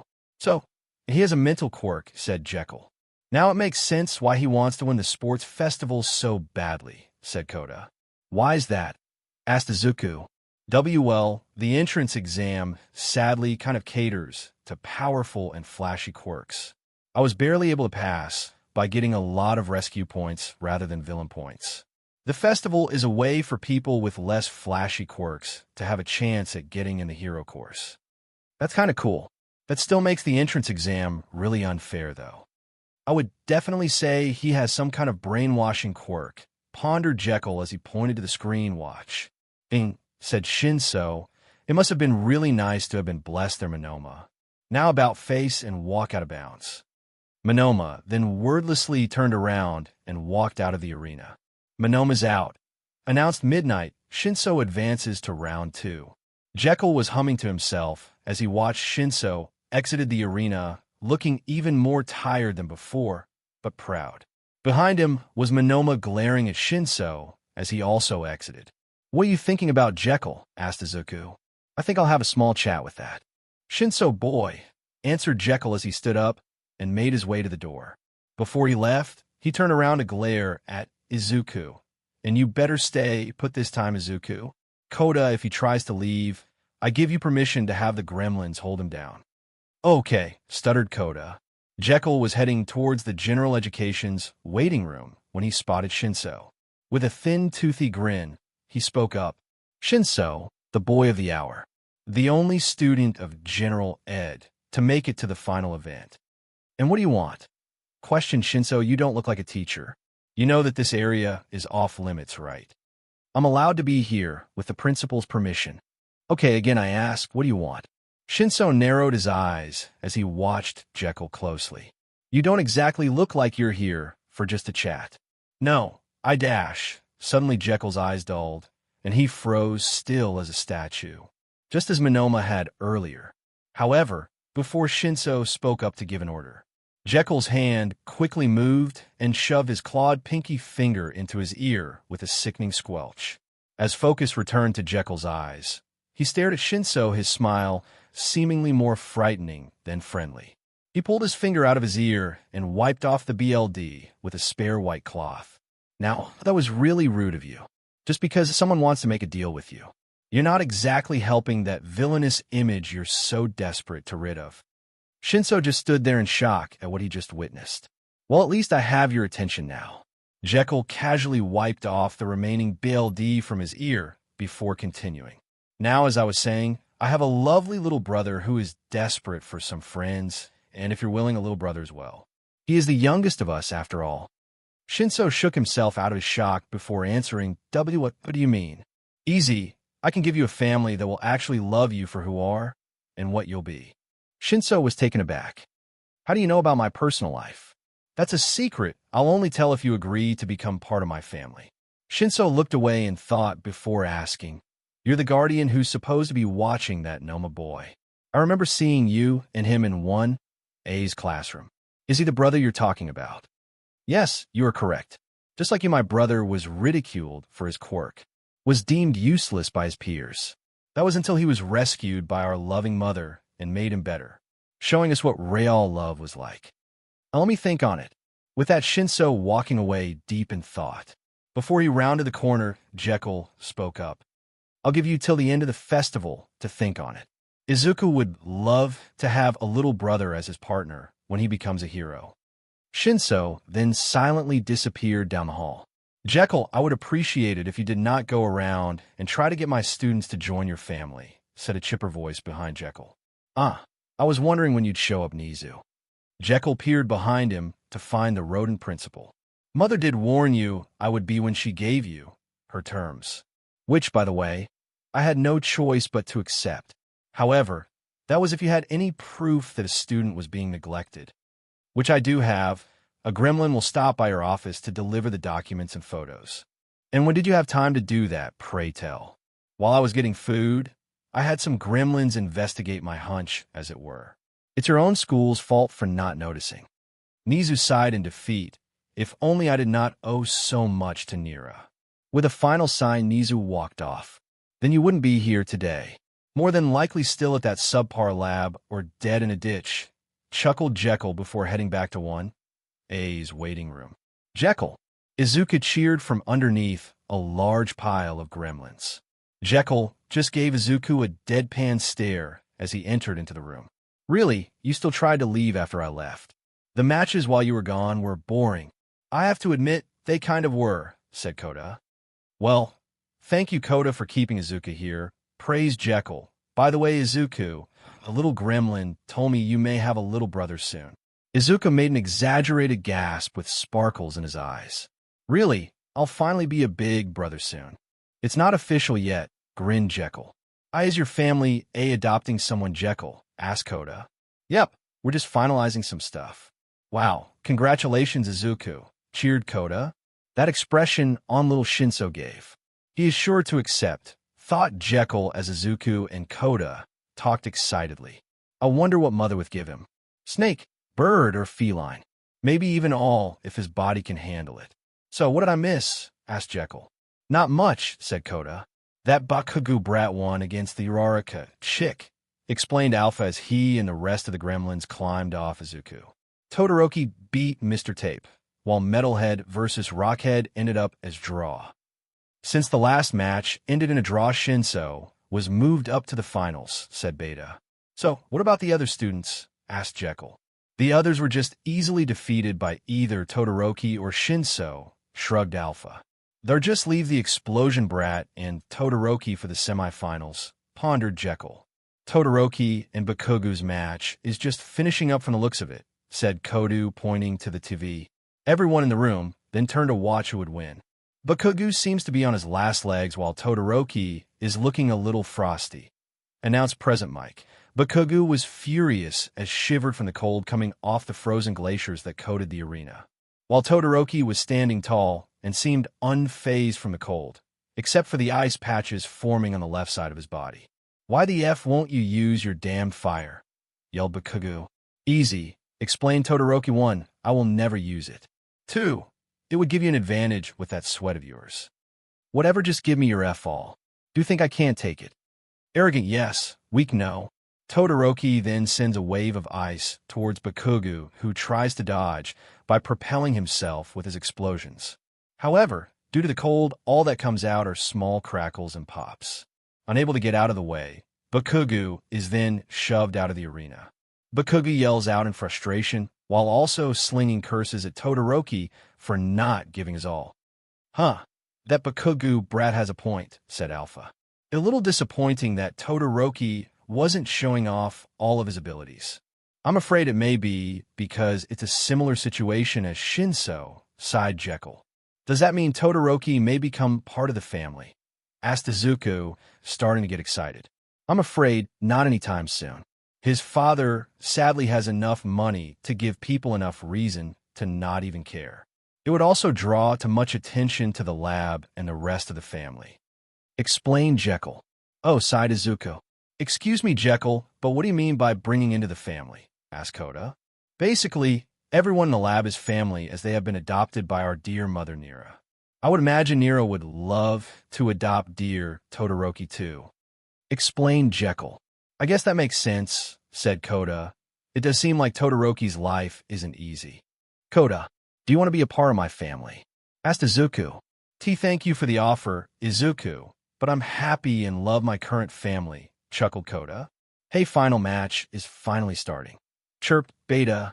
Here we are, ladies and gentlemen. Announced Present Mike. Welcome to the first year finales. Our up-and-coming hero prodigy, Shudo Todoroki, facing off against the General Ed champion, Hitoshi Shinso. As Present Pick announced their names, said finalists made their way to the arena. So, your number 2's great prodigy. Sneered Shinso. Honestly, from what I can tell, the apple hasn't fallen far from the burning tree. Todoroki furrowed his eyes in response while curling his hands into fists. Ready, start, yelled Midnight. What? Did I strike a nerve there, pretty boy? Scoffed Shinso. What is getting a fast track into the UA Heroes course not enough for you? Todoroki bit back his tongue as he sent out a wave of ice towards Shinso, who barely dodged the glacier. I see you inherited his destructiveness. The only difference is you're using ice. Makes you wonder if that ticking time bomb is right. You must think you're too good for the rest of us to use that precious fire. To you, we must be so weak that it's not even worth your time to even use it. Suddenly, with a wave of his left hand, followed by a strained yell, was a wave of fire headed straight for Shinso. I am nothing like my father. Before Shinso's quirk could take hold, he was flung from the arena by the flames. Shudo Todoroki is the winner. Announced midnight. Yikes. Cringe Beta. I think he pushed a little too far with the goading, said Alpha. No, he would have had Todoroki, only if he was able to dodge the flames, explained Izuku. True, pondered Beta. Well, I should get going and meet with Shinso, said Jekyll. You lot continue to watch Izuku and enjoy the award ceremony. Okay, replied the gremlins. Jekyll was waiting next to the entryway to the arena. There he could see Shinso walking down from the podium with his silver medal. Before Shinso got to Jekyll, Bakugo stopped next to him. What do you want, Brad? Questioned Jekyll. Let me talk to Izuku, said Bakugo. Saying his name is a nice start. However, you still have a lot to prove before you can speak to him. What do I need to do to prove myself then? Simple, actually. Do not harm him in any way. Also, just stay out of our way. We have our reasons. Well, that's vague as F, but fine, I'll do just that if it gives me a chance just to talk. With that, Bakugo left in huff, a little more frustrated than earlier. As soon as Bakugo disappeared down the hall, Shinso walks up to Jekyll. I think that's the calmest I've seen of the walking bomb so far, said Shinso. Really, I'm not surprised, chuckled Jekyll. So, have you decided then? Shinso pauses for a moment before looking at Jekyll with determination. Yes. Then I'll have the gremlins send Nizu the paperwork. Jekyll then places a clawed hand on Shinso's shoulder. Excellent. Now would you like to meet your new brother before we meet with Mother? Yes, I would like to meet him. Let's be off then.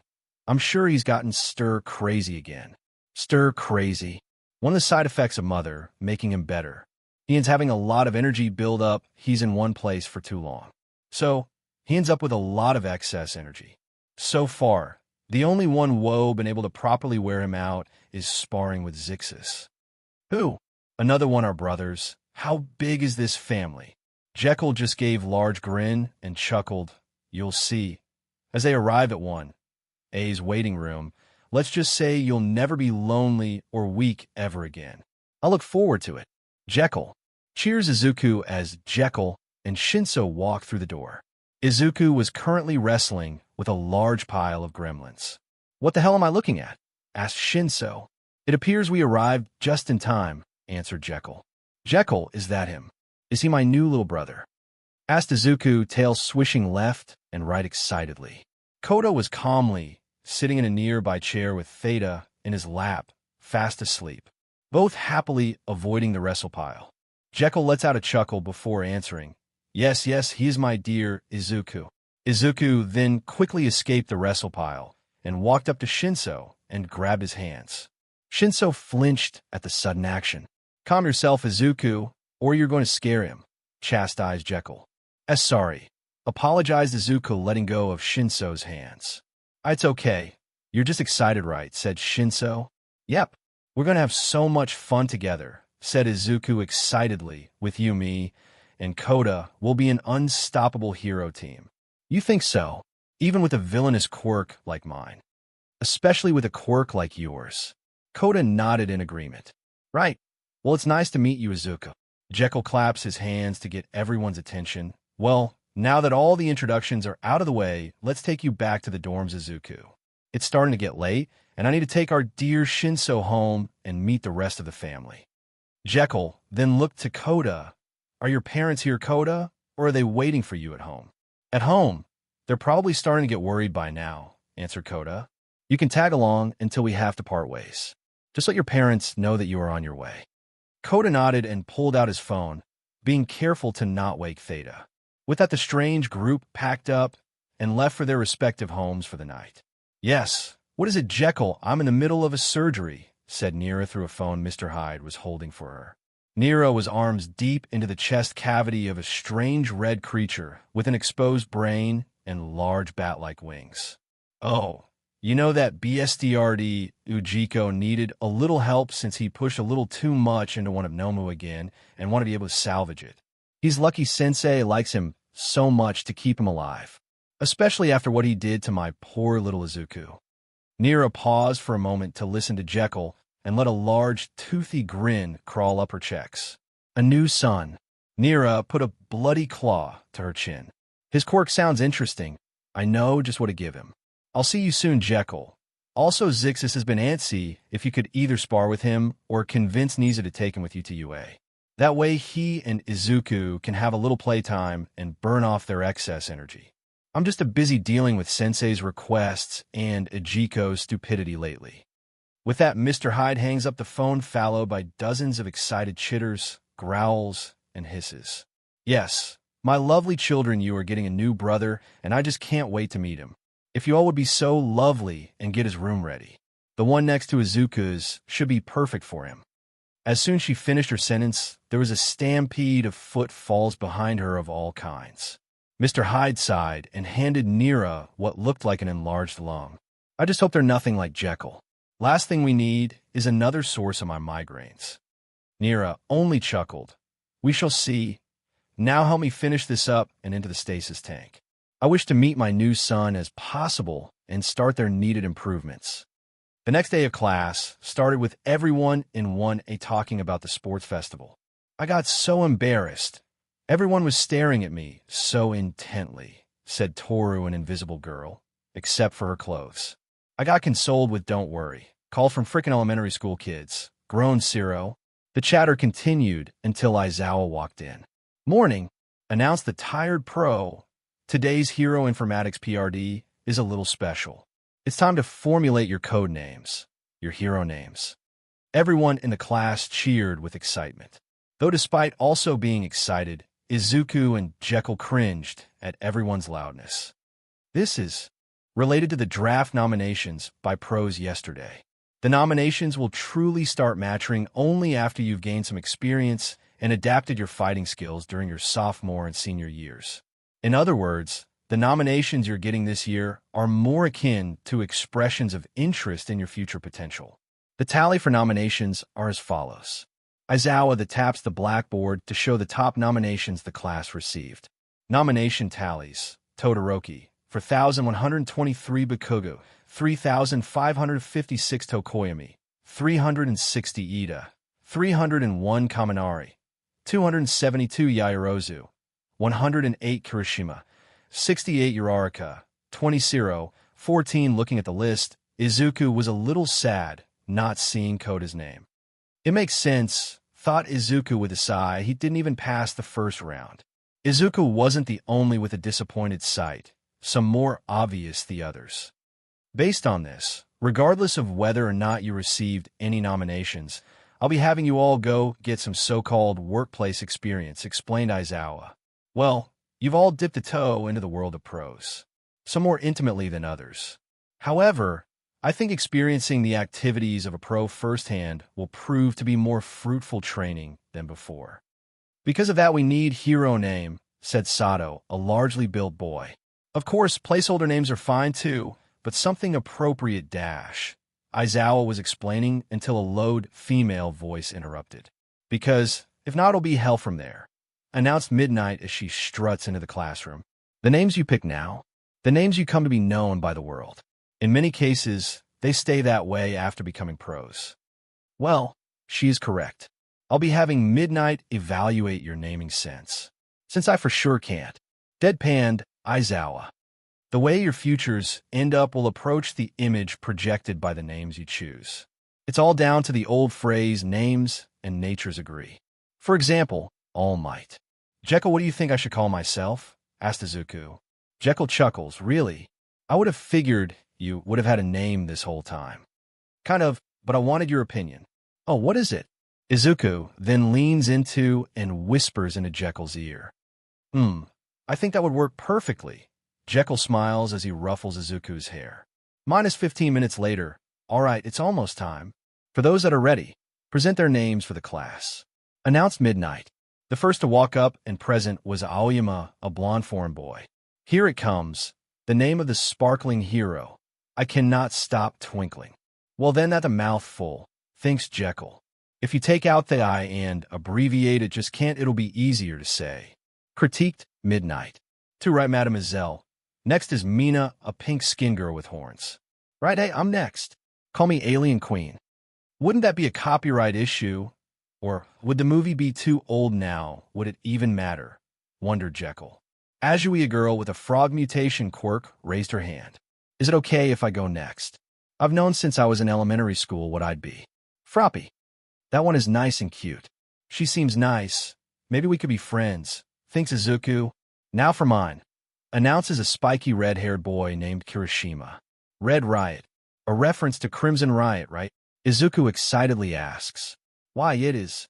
He's retro, but he's the kind of hero image I'm aiming for, answered Kirishima, a little embarrassed. The other classmates then started to show off their names. Siro with cellophane, Shoji a boy with a tentacle mutation with tentacle, Jiro a girl with an audio jack mutation on her earlobes with earphone jack. Mina changed hers to Pinky. Sato simply went with Sugarman. Ojiro, a boy with a tail mutation, went with Sato's idea and went with Tailman. Kaminari, a boy with blonde hair and a black streak in it, proudly announced Chargebolt. Toru just went with the obvious invisible girl. Yayorozu, a slender girl with long black hair, went with Creedy. Todoroki seemed to not care as much and went with his first name Shudo. Tokoyami, a boy with a crow head mutation, was a little more creative with Tsukuyami. Mineta shakily gave his as grape juice. Koda shyly added his as Anima with Theta on his shoulder, sleepily giving an approving nod. Bakugu was hesitant but calmly announces his as Dynamite. He then momentarily looks at Izuku before sitting back down. Everyone caught off guard by his suddenly calm demeanor before continuing. Uraraka, a girl with short brown hair, gives hers as Uravity. That went smoother than I thought it would, says Midnight. All that's left is Ida and I suppose Izuku. Ida, a tall blue-haired boy with engine exhaust on his legs, is hesitant. Jekyll spots him shaking before he shows his as his first name Tenya. Something's going on there, thinks Jekyll as he quietly waves over a gremlin that's relaxing near Koda and whispers in its ear. Keep an eye on that Ida boy. We don't need a student getting reckless or lashing out. The gremlin nods and goes to hide nearby. Your turn now, Izuku, says Midnight. Izuku happily stands up and announces, I will be Mehen, the guardian serpent. That's really interesting. Like Tokoyami, it's based off of a god. However, it is based off of an Egyptian god. Critiques Midnight. Your field training will be 1 week long, explains Aizawa before looking to Jekyll and Izuku. However, Izuku, you will stay here at UA and will be training under Jekyll's and my supervision. Izuku sadly nods in agreement. These are all good workplaces, but those with nominations will receive a personalized list. Pick one. Aizawa continued. Those who didn't will get a list of 40 participating workplaces from across the country. Choose one from the list, then turn them in by the end of the week. After class, so, who do you think you'll intern with, Koda? Asked Izuku. I am not quite sure yet, answers Koda. You should go for something involving rescue, or go with someone who can help you improve in hand-to-hand combat. Chirps Beta from Koda's shoulder. I think rescue fits him best, yawns Theta. Then how about the wild pussycats? You'll get rescue training as well as some physical training, suggested Izuku. I'll think about it, thank you, smiled Koda. While listening to Izuku and Koda talk with the gremlins, Jekyll was closely watching Ida. That boy's going to do something reckless, I just know it. Later that night, Izuku meets with Jekyll outside his room. I know you feel it too, Jekyll. Something's going to happen to one of my classmates, said Izuku nervously. Can you keep an eye on them? Don't worry, my dear little brother. I have scrap spies and gremlins keeping an eye on everyone, reassured Jekyll. Especially Ida, right? He seemed off after the sports festival. Also, what about Koda? I don't want my first friend getting hurt. Jekyll chuckles at his adorable little brother and ruffled his hair. I have 2 of our brothers keeping a close eye on him, and don't you worry about Koda. He has both Beta and Theta keeping him company along with a small portion of gremlins following him around. Izuku nodded, and as he was about to return to his room, Jekyll stops him and carefully pulls out a syringe. Izuku gasps and looks at Jekyll starry-eyed. Another quirk, whispers Izuku. Mother sent it so that you could easily stretch your coils and get some proper exercise, whispered Jekyll. He then moves Izuku so that he is hidden from any possible cameras and inject the syringe into Izuku's neck. Izuku shivers and lets out a quiet and satisfying hiss. For a moment, Izuku is still before speaking. An invisibility quirk based around refracting light in the skin or in my case scales. Let it settle first, and then you could go have a little fun during the night. Izuku nods happily while giving a big fong-filled grin. Love bar. Nira, why the hell are you here? I didn't ask for you. Hissed Tamura. I'm just here to watch the show before visiting Sensei. Grinned Nira, playing with Mr. Hyde, sitting at the bar counter. Across from him by the front door was a tall, thin man, hunched over, armed from head to toe with some sort of blade weapon. So, don't mind me, hero killer Stain, giggled Nira. Continue with your little meeting. So, you want me to join your little gang, growled Stain. What is your goal? First of all, we want to waste All Might. Then we'd like to destroy everything that's not to our liking, explained Tamura. Stain lets out a drawn-out sigh. You're the type I despise the most. What sense is there to bloodlust without a cause? In order to accomplish anything, you need a creed a mind. Those weaklings who lack both are cold is only natural. Suddenly, Stain runs forward, unsheathing 2 daggers to attack Tamura, only to blocked by Mr. Hyde's metal claws. You're lucky, brat, that you're Nira's boss protege, growled Mr. Hyde. Sorry, Stain. No matter how much I dislike the boy, I can't allow him to die, sighed Nira. Nira Madlab, here of all places. I would have thought you somewhat better than them, hissed Stain before standing back up and sheathing his daggers. Now send me back to Hosu. I'm done here. Send him away, Kirojiri. I'm done with him too, growled Tamura as he stood back up, shoving Mr. Hyde off of himself. Kirojiri complied and opened a portal to send Stain away. As soon as he left, Tamura started scratching his neck in irritation. I'm pissed. I knew this wouldn't work. If I want to destroy SHD, I should be able to just go and destroy it. Nira, let me use some Nomu. No way, not mine, retorted Nira, pulling Mr. Hyde onto her lap. Use Ajiko's for your little tantrum. His are brainless fodder. Fine. Kirojiri, send me to the doctor. Let's cause some chaos. Cool. Let me get some popcorn ready first, chirped Nira as she hopped off the stool. Before anyone knew it, the day of internships arrived. The first day with only Aizawa and Jekyll. Izuku was antsy with energy. Jekyll, can you please ask Aizawa-sensei if we can use one of the gyms again, please? Begged Izuku. I've got so much energy, I'm practically vibrating out of my scales. Jekyll sighed. I would like to, little brother, but Aizawa had been quite adamant on that. We've already used it too much today. There are students outside the hero course that use it. Well, they could just join in on our spares, and then we'd all have fun, pouted Izuku. Oh, my dear, sweet, innocent little brother, they would probably get severely injured in the process with how rough we tend to take it, thought Jekyll with a sigh, but then whispered, plus, you're going to need that energy tonight. Mother sent word that Stain is going to be on the prowl, so that classmate of yours is probably going to need the backup. Not too far away was Aizawa, hidden behind the corner of the hallway, listening in. What are you up to, Jekyll? Later that night with Ida, screams could be heard throughout Hosa City as several Nomu of various sizes and shapes attacked citizens and the surrounding buildings. Their eyes seemingly long dead and exposed brains with animalistic screams. Ida was with the hero manual when the attack started. Tenya, let's go quick, ordered the plain-looking hero and ran off in the direction of the chaos. However, Ida did not follow, but instead ran down an alleyway that was right next to them. Farther down the alley was Stain getting ready to kill a hero by the name of Native. So DM in noisy. The dumbass must have arrived then. Groaned Stain. I'll dispose of him later, right now. I'm going to do the things I got to do. Native, unable to move, started to panic as the katana Stain held drew closer to his neck. If you're going to ride the name of hero, then choose your last words. As Stain was about to cut Native's neck, Ida came speeding towards Stain's back. However, sensing Ida's approach, Stain swung his katana directly behind himself, knocking down Ida and his helmet off in the process. A child wearing a suit. Go away. This isn't a place for children. A BLD red scarf and carrying blades all over their body, said Ida as he shakily stood back up. You're the hero killer Stain, right? I've been chasing after you, but to think I would find you this soon. I dash. Ida was then interrupted as Stain pointed his katana to Ida's throat. So those are avenging eyes. heed the following words.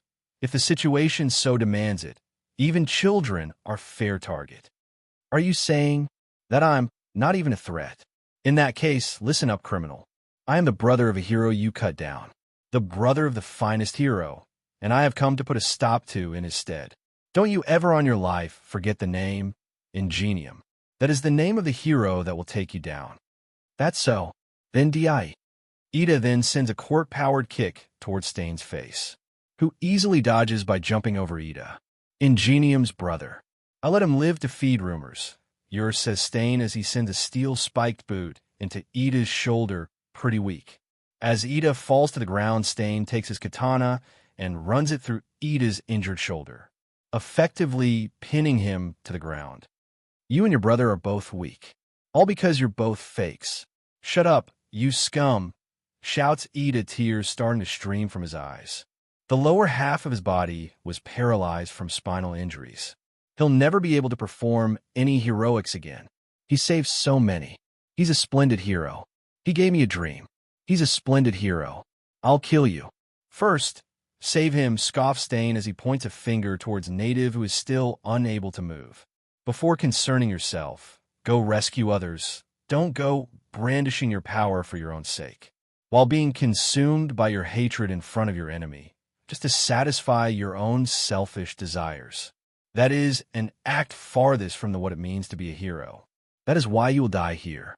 Stain removes the katana from Ida's shoulder and then proceeds to lick the BLD off of the blade. Ida, to his shock, is now suddenly unable to move a muscle. You shall be one of the many offerings towards a just world. Stain then raises his katana, preparing a killing blow.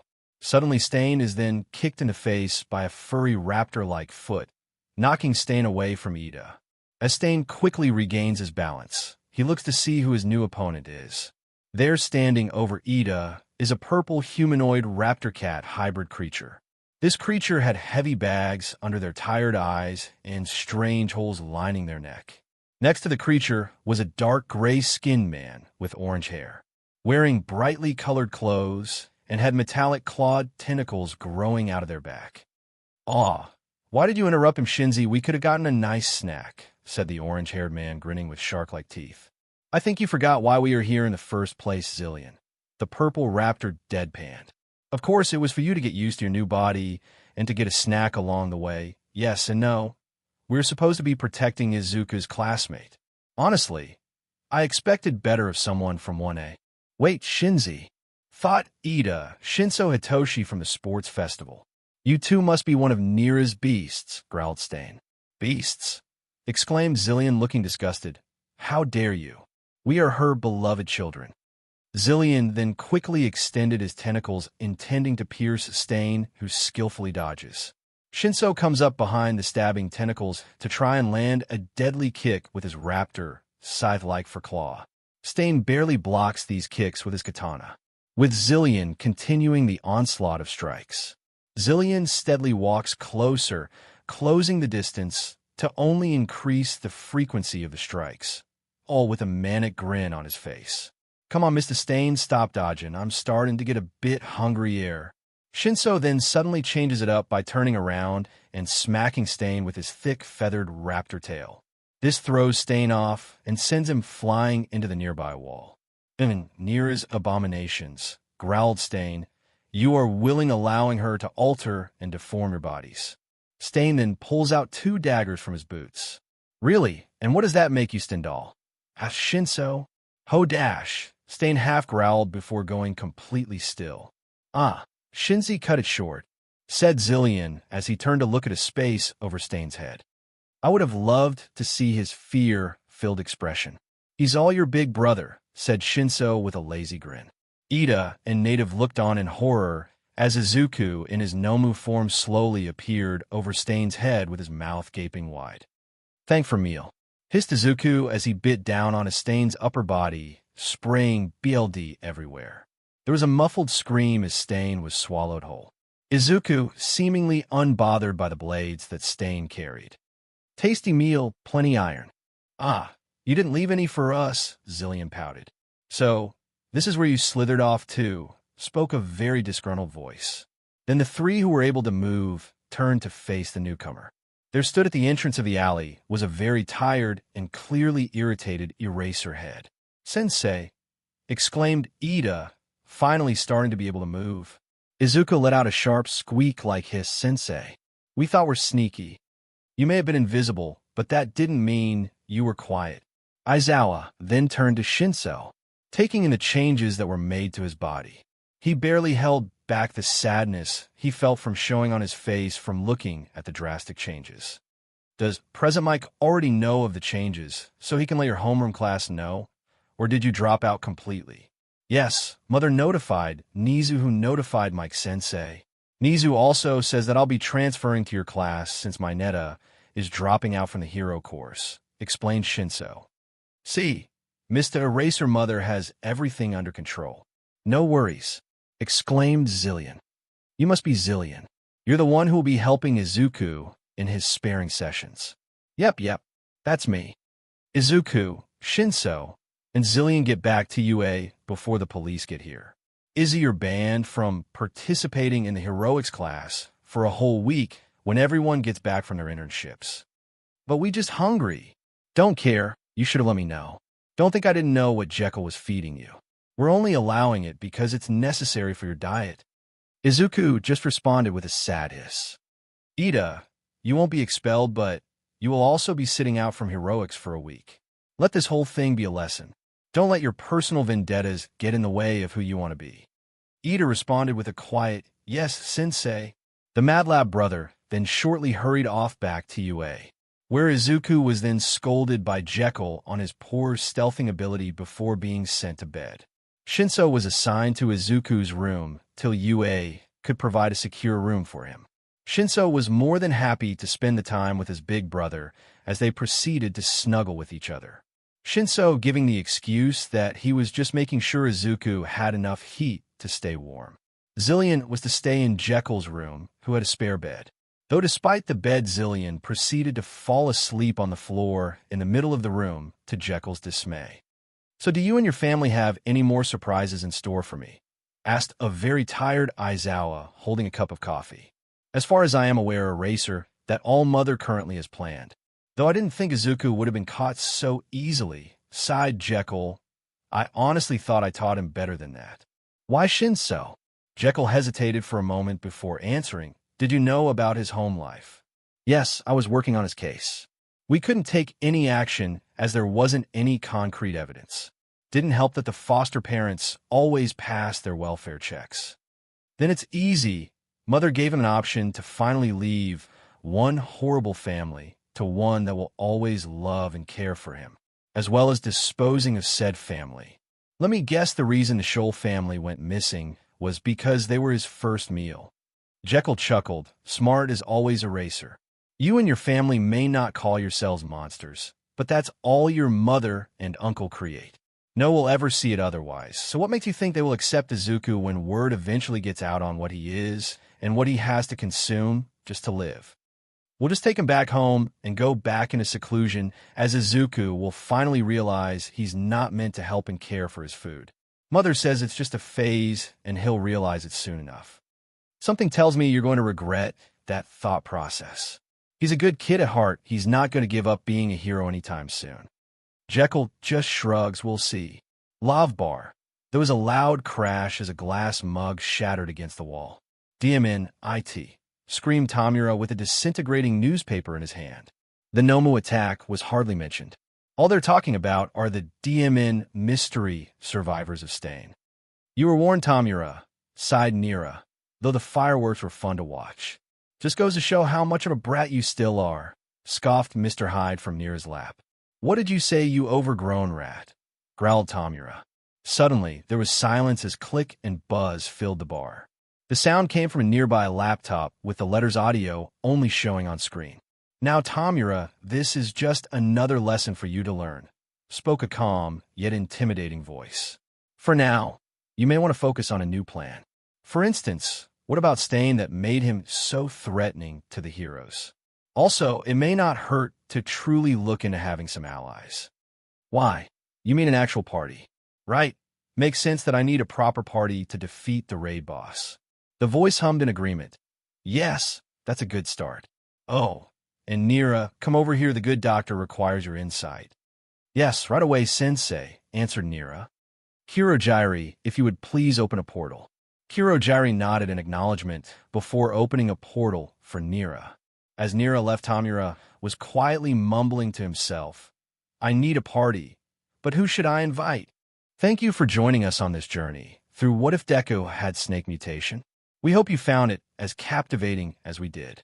A big thank you to Ziaka Hex for creating such an engaging story. Don't forget to visit their profile on fanfiction.net for more fantastic works. The link is in the description below.